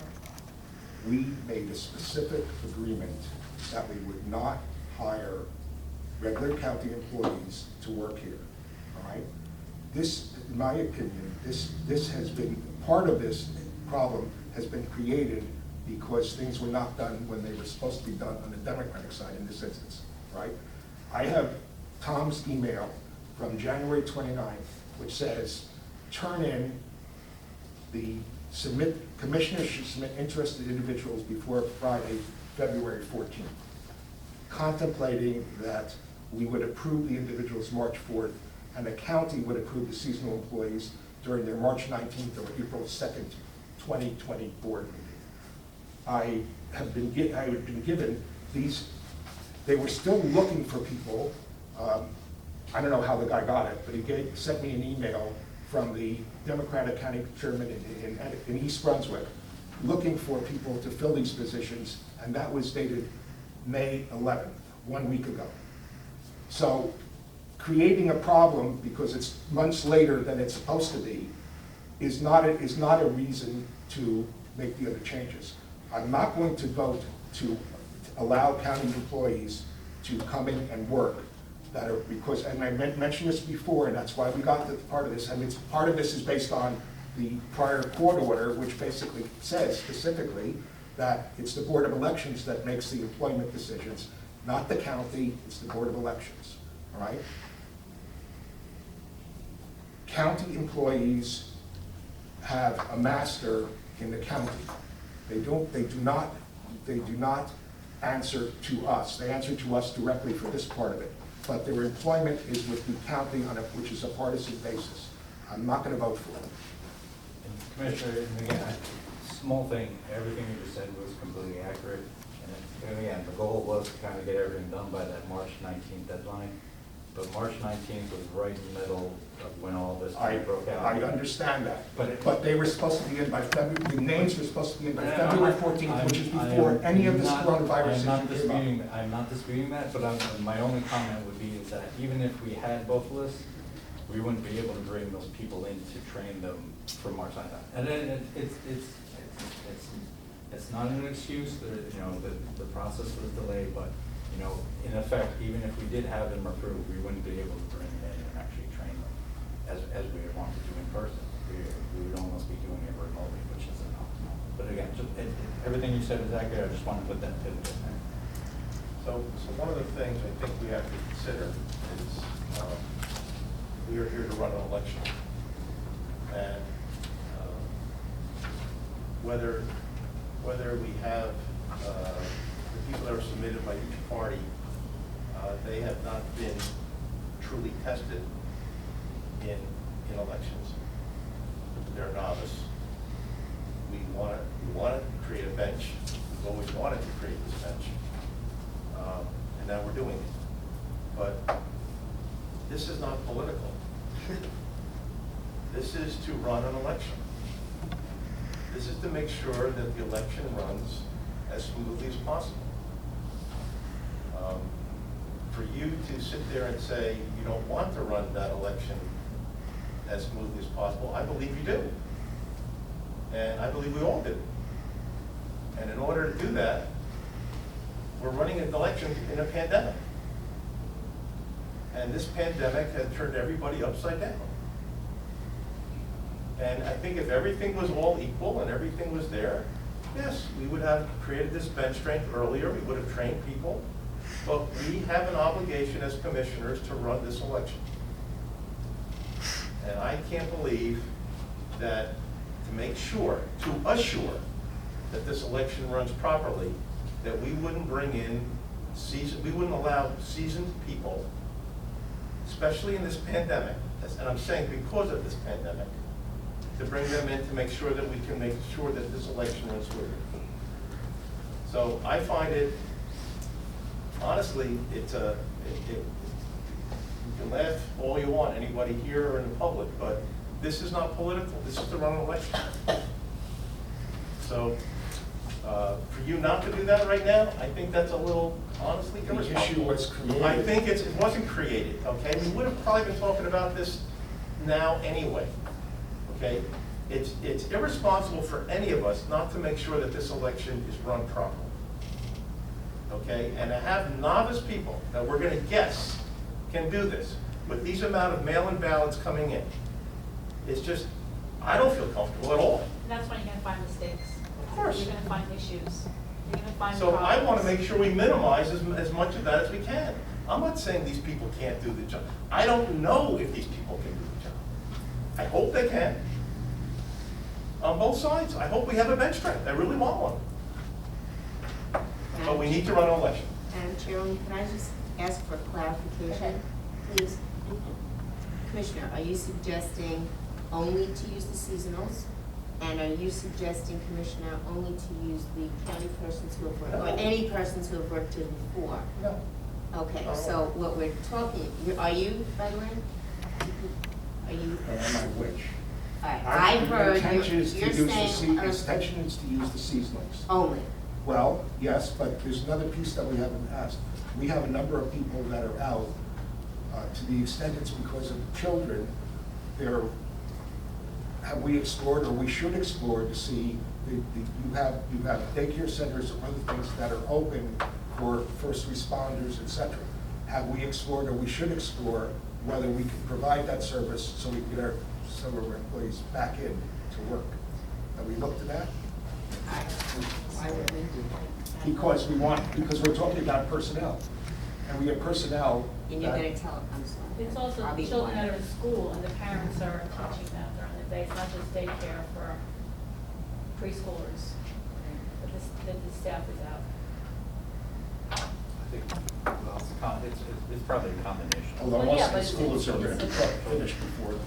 they was Schools telling are- the people. 4 years ago, Schools are ended. staff wasn't out. I'm sorry? Children. Ended, yeah. What did Sylvia say? It's, school hasn't ended yet. There's still, my stepson is still going to school. Oh, All yes, online. the physical. We would assume we Sorry, would get I spoke. those individuals back in June, but again, I don't know, I can't plan for something that might happen. Again, we're looking at what we currently have in terms of, hopefully we'll be able to get all those individuals back in June, at an appropriate time before the election. But we still have some individuals, and again, I don't want to talk about anyone's particular thing, but we do have some individuals with underlying health conditions that won't be able to come back regardless of the situation. And part of the issue for prior to the election day, what you're talking about is for voter registrations, et cetera, which could be done remotely, correct? It's been meeting that, yes, motor Yes, vehicle so the registrations. people that can come in could be doing that remotely. They so are, they're- they are, well, it's Okay, well, the discussion was, we don't have the people because they're, we're down on that part. Well, it's not going down, we just have. Again, that's fair. I mean, let me just characterize it for everyone here. Everyone in the office is working. It's just that, for those who are home on those situations, they're working remotely.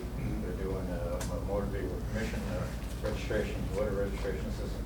But I guess I'm talking about in terms of the lead up to the election, in terms of, as it becomes a little bit more, voter registrations come to the office and the mail-in ballots themselves start to come into the office. Obviously, they want me to come back and do that portion of it. So as the volume of the open mail comes in, that is kind of the work and things that we'll need assistance on as well. And we're fortunate motor vehicles closed, we're getting caught up with motor vehicle. We had over 32,000 records when we first started this. Now we're down to, I believe it's 13,000. And it's very challenging working at home on a laptop. No, I Oh, my understand. It's a virtual laptop. It's not easy. There's problems every day. Sharon and I can attest to And that. we do have problems with, we still have problems with SVRS. Well, yeah, that's it.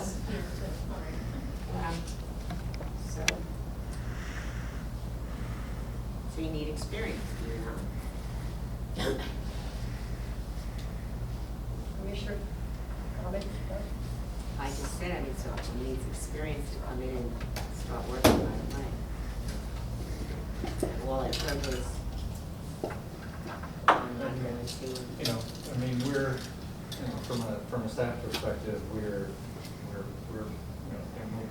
looking for a little leeway, and, again, using the seasonals as intended, again, that's not the issue. But again, it's just looking for the predictability, and the, I guess, the experience of those voters to be able to come in and help us overlay what the seasonals be able to provide. And so, in terms of, scheduling, obviously first and foremost would be, in terms of, working with the seasonals, but then finding, again, if we call through these people and we end up, we're not getting the people that we need on a daily basis, having that reserve to be able to call in and say, can you come in on Wednesday afternoon and be able to do these things, is something that from our perspective is gives us a little certainty going into this election. So, And we're gonna be working weekends, because the staff is stretched so thin now that we're working overtime, working weekends, we're gonna have to start that too, just to get caught up. What are the two new people coming on? 2 new people? they're with the. There were two, we were filling 2 vacancies for in the office. They're with the freeholders at this moment. I haven't gotten confirmation if that'll be on for the June 4th hearing. I thought the timing was further back on that. No? June 4th is the next meeting? Yeah, it was like May, the next. I'm freeholder losing meeting track is- of time in terms of when another thing. The meeting was May 8th, I believe. What's that? They only The last discuss, meeting they was only May 8th. discuss personnel once a month. Yeah, I think that's why the June, I was given the June 4th, that's Yeah. correct, I'm sorry.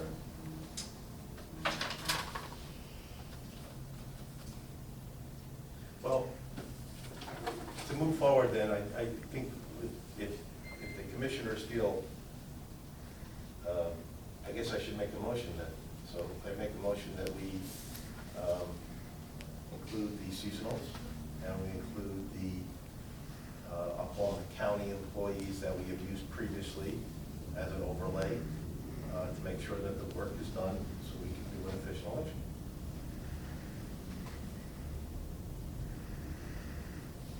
I make a motion.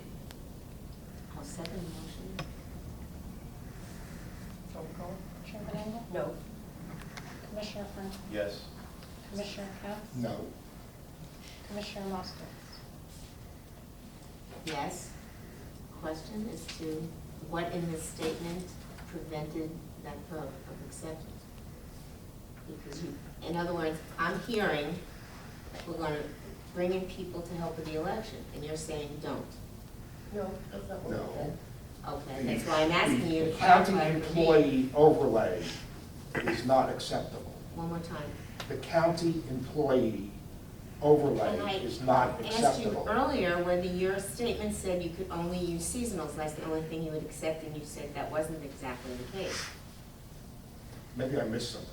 That is the case. That's You what only intended want to be. seasonals. Seasonals and our employees. And you had never said to me when I first began, the issue during that time period was bringing in person. In other words, let me finish the sentence, then I'll add to it. The bringing in persons who do not have the experience and were fortitude is an issue. We've never had that. It's absolutely an issue. So what do We you have expect the happens? county employees answer to the county partisan people. No. I'm talking They about do the not seasonals. answer to us. Commissioner Engel. I object, I'm sorry, but I object to that. Because never once did the county administrator or anybody downtown give me a list of names of people to hire. These people have been some 10 years working for us. And they're virtually all registered Democrats. And have we had a problem with any one of them? Has any How one of would I them? know? Because I would have brought it to your attention. I would have brought it to the administrator's attention prior to Tom. We You're making a mistake, I'm sorry. We had a county We employee, didn't even know which I that they didn't were know, hired. we had a county employee that was running You absolutely for a knew that. Democratic You absolutely- 'cause I councilwoman talked in about it at South every Brunswick, meeting. who was working here on election day, on November She election was that she was she's a there. translator on election day. She was not touching any South Brunswick ballots. She shouldn't, someone that is running for office, and a partisan office, should not be working in any way, shape, or form at the Board of Elections on her election. And we didn't know that until she left. And that. But how do I know that the 100 people that are given to me or the seasonals for Republicans that aren't running for a committee person? How do I know that? I don't ask that. These are people that have been doing the show for a long time. I'm sorry, you're making a mistake. And Commissioner Engel, I know, I saw that you had submitted a list of names. I submitted the list. Yes, I- when you were supposed to be I- submitted in And I was mid-February. under a lot of I pressure to understand submit, that. and nothing's been done with it. And you are, and for example, I too worked on, not personally, but worked on getting a list of names submitted. Of that entire list that came down here between all of us here, I can only attest to one person who I believe, I know, when you say to them, jump 3 feet, that person knows what 3 feet is and can do that.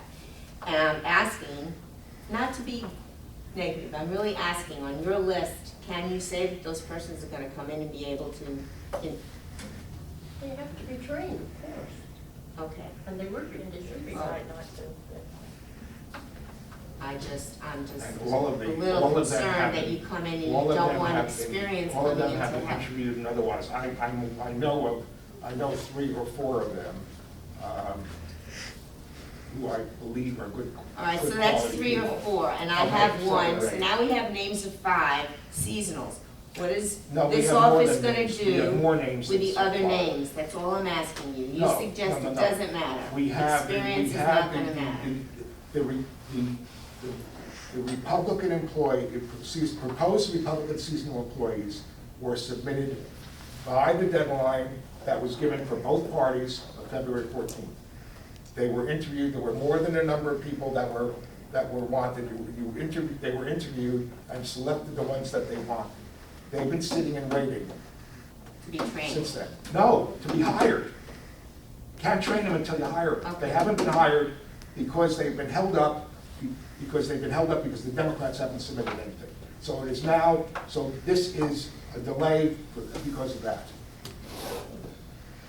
There is, Donna, what let is me the try, delay? let There's me no try delay. something else, okay? Maybe you'll listen to this one. Would you be amenable to having the bench strength, as I call it, the Republicans and the Democrats? And if our staff feels that this bench strength is not holding up their own weight, that we would be able to call upon the seasoned county workers to quote-unquote bail us out of the situation in a situation that we have that we can't run the election. So I'm tweaking it a little bit. So my problem is that our bench strength doesn't perform. If they don't perform, to be candid with you, the election fails. We are here not to have the election fail. Okay? We are dealt a hand that none of us were dealt with. It's a pandemic.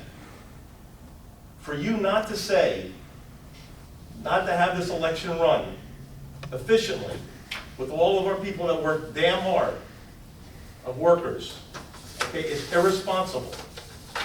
It's irresponsible It's not to submit people. by It's February irresponsible. 14th, Let me finish. 3 months Let me later. finish, Mr. Katz.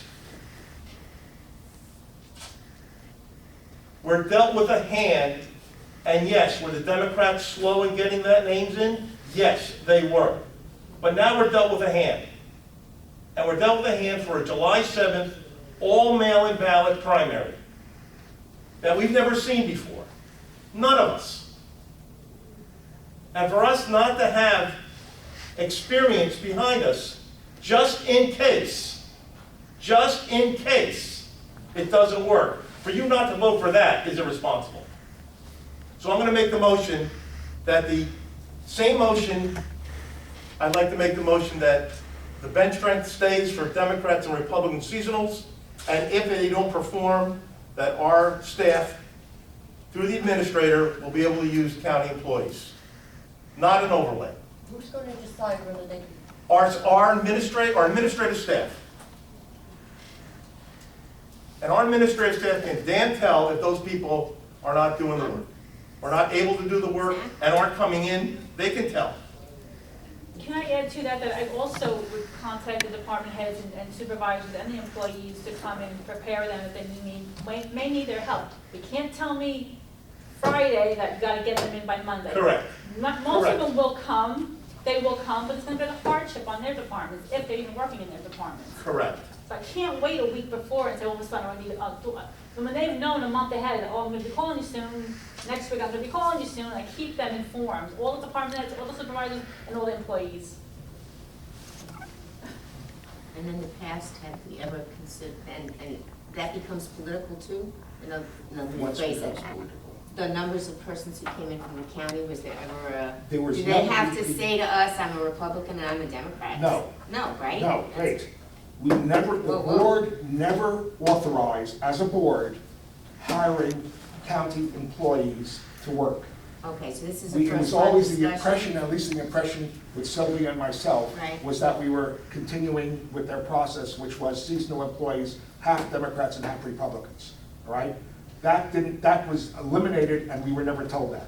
In fact, we were told there were no more seasonals, and about less than a year ago, maybe a few months ago, we were told that we have two Who seasonals. told you there were We no? have two seasonals that were Democrats. In the warehouse that are Republicans. No, we were told, I was told that there were two seasonals. This is not two seasonals. political, this is not political. This is getting Created the as job done. political. This is not political. The solution that I'm proposing is not political. It's getting the job done. So I have a motion on the table. We're not saying not to use seasonal. I have a motion on the It's table. gonna hurt us.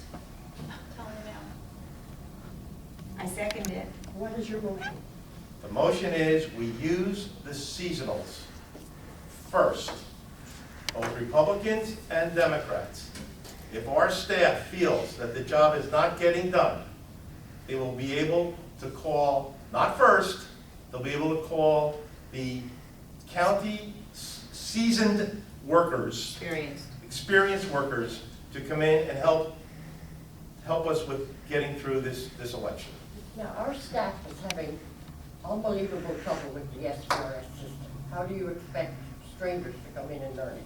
That's what we're talking about. That's what I'm asking I you. know. Because the county employees are experienced with the They're not system. experienced with the Not revised this system, but they know the SVRS system, where the seasonals don't. You can show them what to do.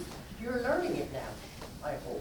Now, they know that, they know the pieces that, Linda, would you explain the piece? Because the piece, there's one piece that no one knows, that will have to be trained.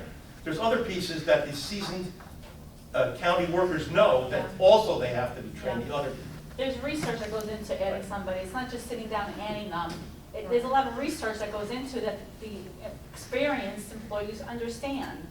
Now, if you're gonna give me 8 employees that come in, that means I'm gonna have to have 3 or 4 full-timers helping train them, and they're not gonna be doing their job in details. Table it. There's a motion on the table. You're just making us sink even further. I'm just putting it out there. I'd like to amend the motion to give these people, the Republicans that were submitted, and equal number of Democrats a chance to learn it. Because this is going to go on, this will be in November too.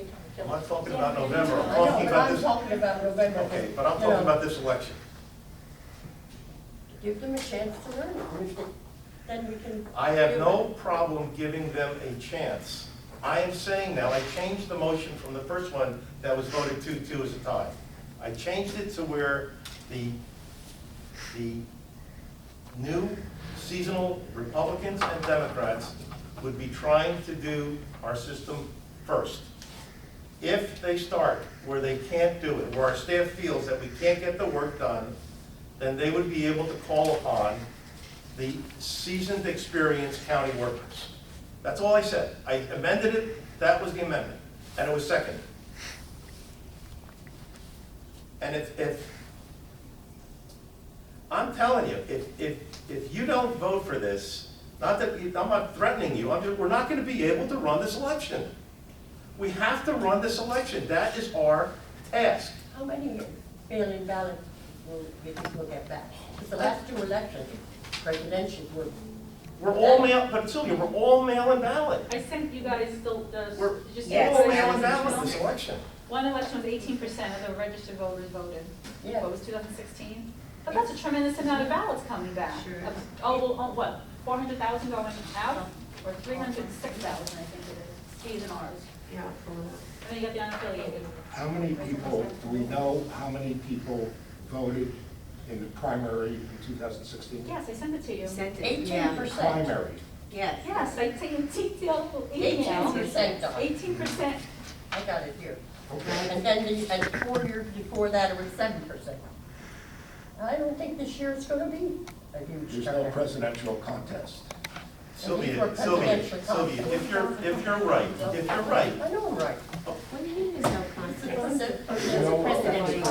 primary, the Well, primary. we also The think names are gonna be up there. Hmm? President names comes on the, There's primary.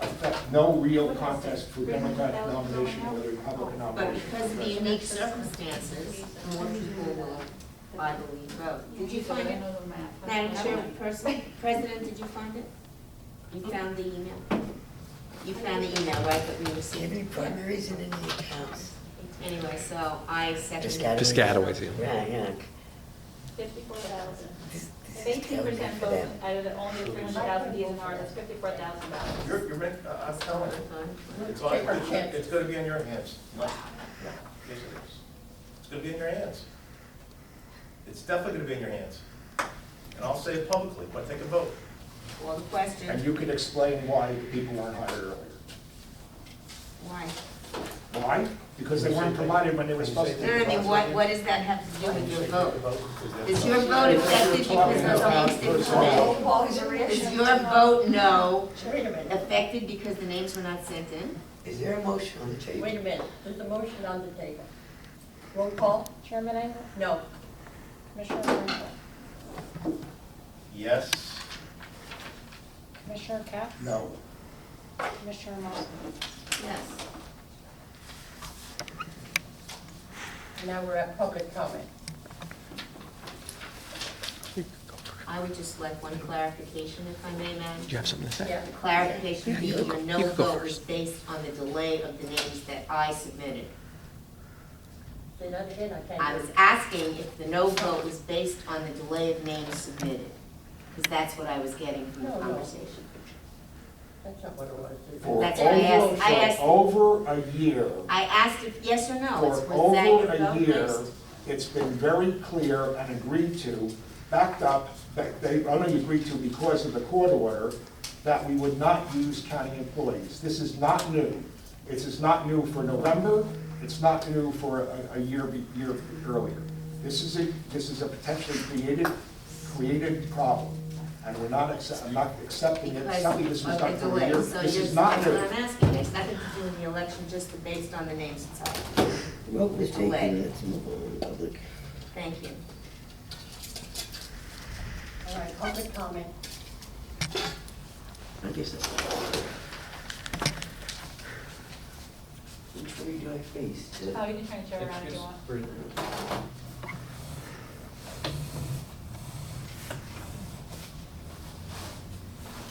Very, very busy time for you guys. Confusing times. Challenging. So I guess I'll go with what I heard this meeting today, just some questions I had. And I should read the statute also again. It's a minimum of 5 mail-in ballot boxes. Will there be a minimum of 5 ballot boxes at every, where the polls are? Throughout the county. No, the executive order says, to the extent possible, each county shall procure at least 5 secure ballot boxes. So, At least, so there can be more. right, so there'll be determination, like Monroe has a lot of, seniors and stuff, so there could be 10 there. No. A minimum of total 5, if it's possible, around the county, not per municipality. There are not a lot of details in this executive order, that's what it says. I misunderstood that. If any polling place that's gonna be open, have a minimum of 5 No, boxes? no, No? it's not. Okay.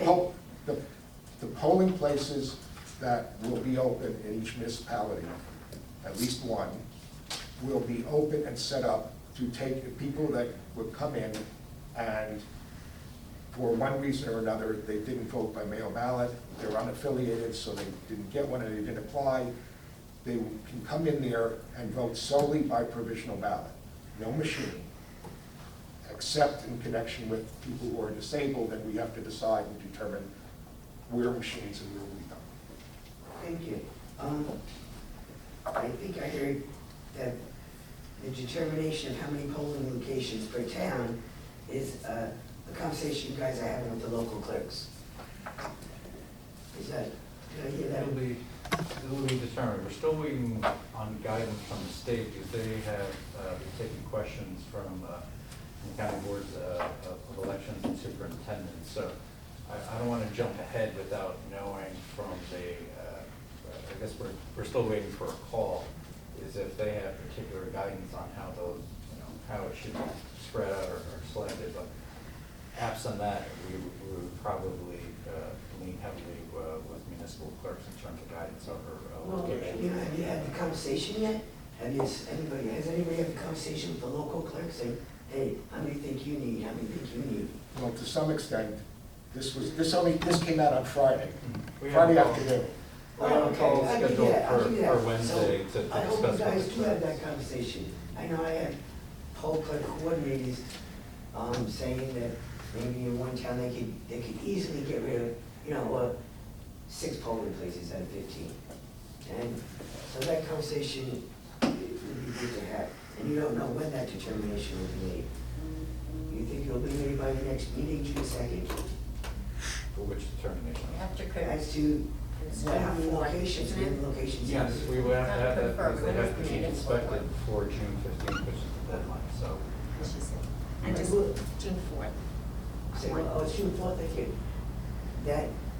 That should be in place. When you guys vote on June 4th, come here June 4th, it'll be in place, like, we're gonna have it here, or, these are the locations, or not.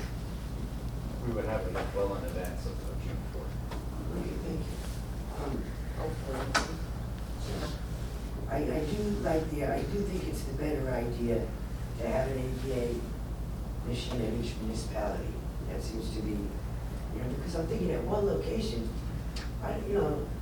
some people might want to go by a booth anyway and come up with, I'm just saying, well, that's my glasses at home, But, because to get it at one place, how would you get these people there if they were truly disabled? You know what I'm saying?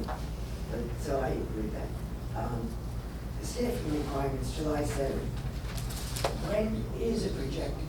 You have these names, whether they were given in February by Republicans, or whether they were given next week by the Democrats, 6 months later, or, I'm sorry, 5 months later. When do you plan, when would the starting date be? You have them all now. I see that this is a problem created, I'm sorry.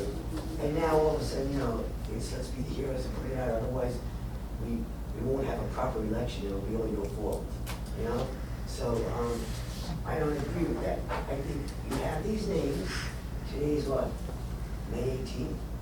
By Monday, get these people in, start training them. It gives them 6 weeks of training.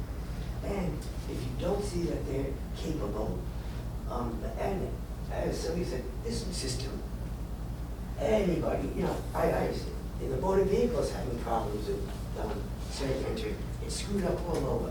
So get these people in next Monday, you'll all see to put their name down with the work. But what would be your projected starting date of the seasonals?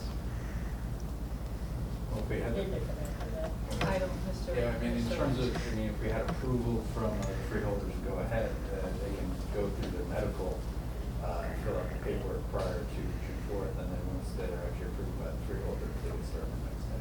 Okay, the race is, the seasonals have to be approved by the freeholders also?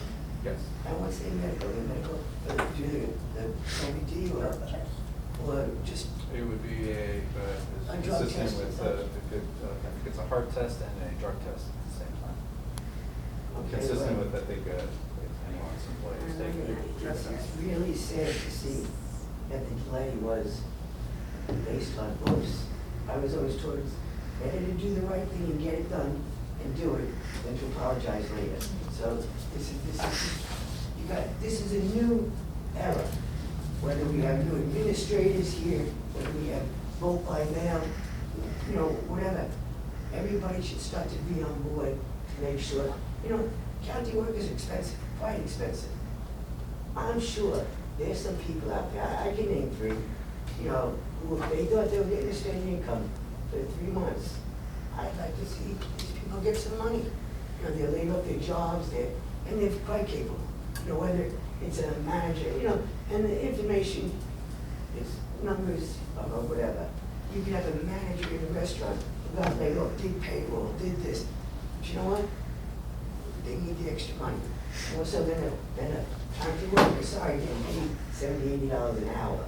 And I will always say, instead of paying, you can hire these people, go get more. You have 15 names each or whatever, 8 names each. Well, start training them ASAP, let them know to come in. And look, that's putting a Band-Aid on everything. You're gonna get 2 more workers here. Is that in the office or the warehouse? In the office. All right, so I don't have to, well, by now the warehouse will be soon gone. So that's my question. My response today is, you already delayed once, shame on you. You delayed twice and try to blame it on us, shame, you know, that's not right. Get those workers here, trained. And then, you know, the county workers, no, you can't tell them call them on a Friday for a Tuesday job. But you know what, you can give them 2 weeks' notice. And that should be sufficient for anything. So you have from May 7th to May 18th, you have your next meeting, June 4th. They could, you know, see what happens June 4th. This vote should be tabled probably, you know, instead of making a contentious denial of mistakes in politics. And so I suggest everybody work very hard to get them in here, training, and, you know, it's not the game. Training, it's not just for the poll, for the seasonals, that's a big issue. The poll workers, you know, with what's going on. How about the citizens? And they gotta come in and vote provisional. They don't know. Have you considered getting social media or something out there that gives the rules, like here's how you do it? That goes out to the public, and they can click a link. And The website that the county put together has the 2020 election. 2020 voting. It's going to have the proper steps for this election that are a little bit different than regular voting. okay, with that, and that's going to be, they were quick to, I'm sorry, they were quick to spend the money for all these prepaid ballots. How about if they send emails out? There's companies that send mass emails out, text messages. You know, learn about this election, call this number, make it general. Well, there is a, Very you'll low. see, there's a provision, the number, the paragraph 21 of the executive order, which is generally is instructing, says the Secretary of State and county election officials, as appropriate, shall act to facilitate the public's understanding of the rules governing the July 7, 2020 elections. Of course, we're going to have to make sure we understand what that's going to be, because I'm sure there are going to be changes or clarifications from what came out on Friday. And that's what's being worked on. They've already talked, some of the election officials have already talked to some people at the state, and there's going to be more later in the week, Tom? Mm-hmm. Okay, so, maybe we just go train it like that. What did I just say? Social media. Okay, so I guess, it's a link. You said there's currently a link to where? No, I It's said. a link to the That will be. county website. It's Vote 2020, so it highlights vote by mail and Okay, that should be counted, because this board of election is going to be sending anything out. yeah, it's to in the clerks, coordination with say- the county. You know, our website that we've been working on in terms of updating will have that as a link at the top of our page, the 2020 page, along with our own information regarding the. Will there be, and what classes are going to be for the poll workers, whoever they may be? That should be, this learning webinar or whatever link, there should be actually a test for the poll workers. I hope they got their raise, but that's mandatory. That has to be a mandatory eligibility requirement to be a poll worker. you sign on to this class, that's 2 hours. How long is the class usually? Hour and 15. An hour and 15 minutes? Well, then it's mandatory that they register onto this thing. Leave it open, a link that they can get 24/7, that's better than going to some school halfway across the county. Am I wrong in that? Does anybody, that has to get out there, so the integrity of the vote, whether it be, is kept. These people know their job. So, and you know what? And again, I shake my head at this because you knew that there was going to be a need for seasonal workers. And experienced, that goes out the window. There's many highly qualified people that's capable of a job, capable of doing this job. So I suggest you make every effort. They have 15 names. You interviewed Republicans? Yes. Were the Democrats interviewed? They're being scheduled for this week. Oh, shame. Shame. And it's not political, it's like, hey, you blew it, And now, we're gonna be accused of being disenfranchised. No, you disenfranchised. You disenfranchised, by the way, with that ballot envelope. Here's one question that you said that stuck out in your discussion. When I go back, oh, they moved to Florida, they're in school. One thing you said was, how do we know? Here's how you know. They're supposed to put their change of address on or their correct address on the envelope, or whatever that is. And then you'll know that it was just a mailing address. But if there's no place for them to put their change of address, you'll never know. Do you understand? Because it was you who brought up the question. I brought up the question because if it's mailed to Florida, that's the address that's going to be on the sticker, correct? John, this is my overflow, please. Yeah. I disagree. Okay, so it's mailed to Florida, but really, they live in New Jersey. But there's no room to say, I live in New Jersey. They wouldn't got, yes, if they received the correct ballot because the information is here. I know, but that throws out the window because there's no place for them to correct it. So your question, how do we know? Well, if they had the place, you'd know that where their address is or where there isn't. To go down there, some people may be getting ballots for years down there, and we don't know. It's a problem. It's been brought, and it was almost sad to see it was compared to Camden County. Did you have a better county to pick from on how they do it? I know I called a couple of county clerks, and they actually, one said that if she spoke to Don about that, she redesigned hers, and that was Mama. So this is the problem here, and you just can't say, oh, let's throw water on it or a Band-Aid. You have the opportunity to take a leadership role in getting it done right, hiring seasonals and not the county employees. And even if the county employees state they're Republican, guess what? How many percentage of them feel that they have to claim Republican just, because of the politics? Oh, let us hire you, change your party, we'll hire you. It happens right here in this office. Oh, you want the job, it has to be one Republican, one Democrat. Okay, I'll change my party. That's the common thing. So you can't depend on, I'm sorry, the integrity of pulling county workers and saying, oh, we've got half Republican, half Democrat. It doesn't figure out. I know, you know what? That's why you don't do it. That's why you don't do it. That's why you don't do it, because these people, whether they're listed as Democrat or Republican, as a county worker, their job, they owe it to somebody.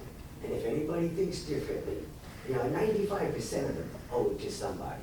So if anybody thinks it's different, stop fooling. You know better. So either table it, make every effort to get these people trained, and to get more people. You have another month. Everybody put it out there. Do your social media thing, and put it on your political pages.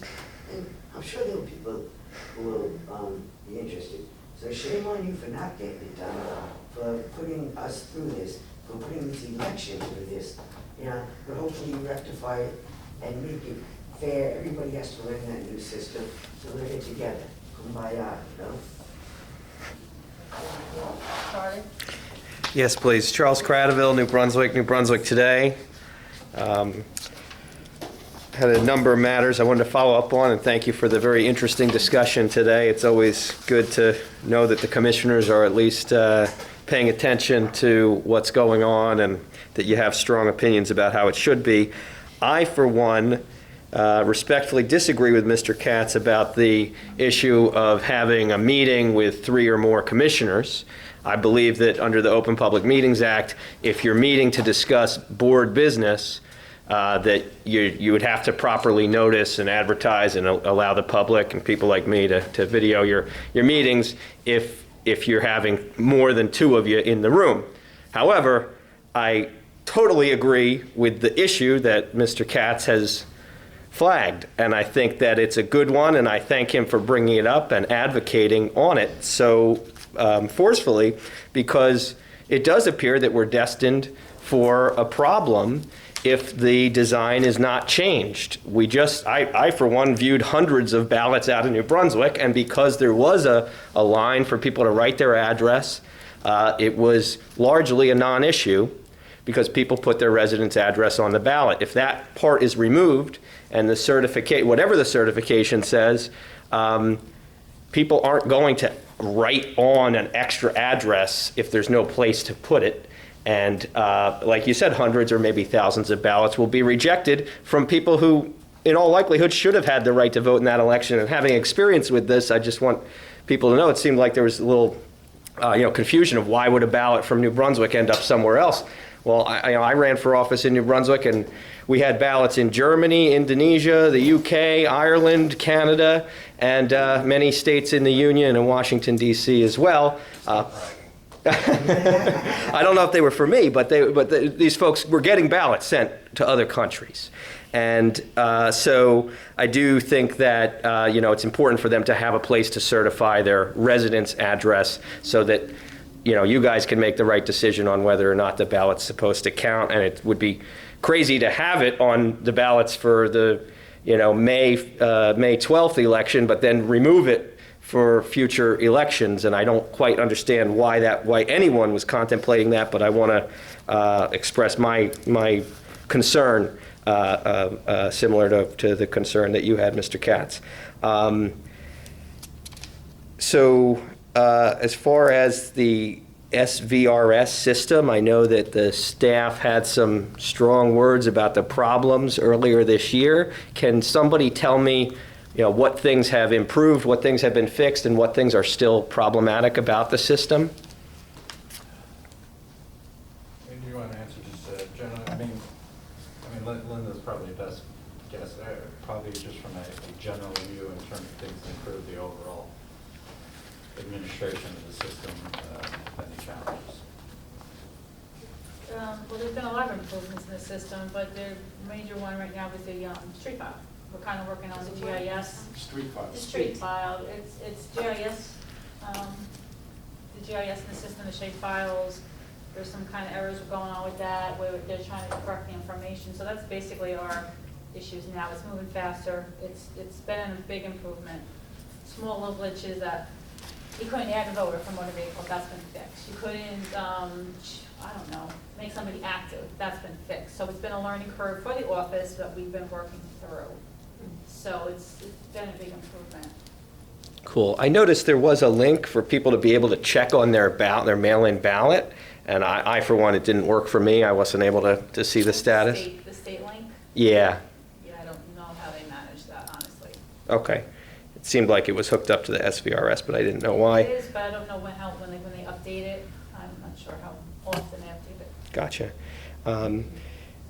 There aren't going to be any ballot questions in the primary, are there? I know there's a charter change question in New Brunswick, and it's unclear when the vote's going to be held. As far as I know, the ballot questions are only in general elections as far as the primary, but I never researched that. But since everyone does not vote in the primary, it's partisan parties, it would not be really appropriate to do that. I agree. Nobody's heard about a ballot question going on the primary ballot. Good, good. And then finally, just want to find out where to get the results of the New Brunswick election tonight. I know the county. Chairman, I have them for this meeting. Great. Do you think somebody could just read them aloud for the record? Our responsibility to keep up with the clerk. Oh, okay, she's right. We'll forward it to the county clerk, she's right. Sorry, there's no representative from the county clerk here. I noticed. Forward to them. Linda, do you just want to pull forward that to the clerk after the end of this meeting? Yeah, yeah, sorry. Sorry. Okay, so all the ballots that will be counted have been counted, and you have the final results, and you'll pass them to the clerk, and then the public can hopefully get them from the clerk tonight. Great. We'll text it to her. That's a question for the county clerk. Okay. Well, I wish they had sent a representative, but thank you all for your time and your service, and I wish you well, and I'll see you at the next meeting.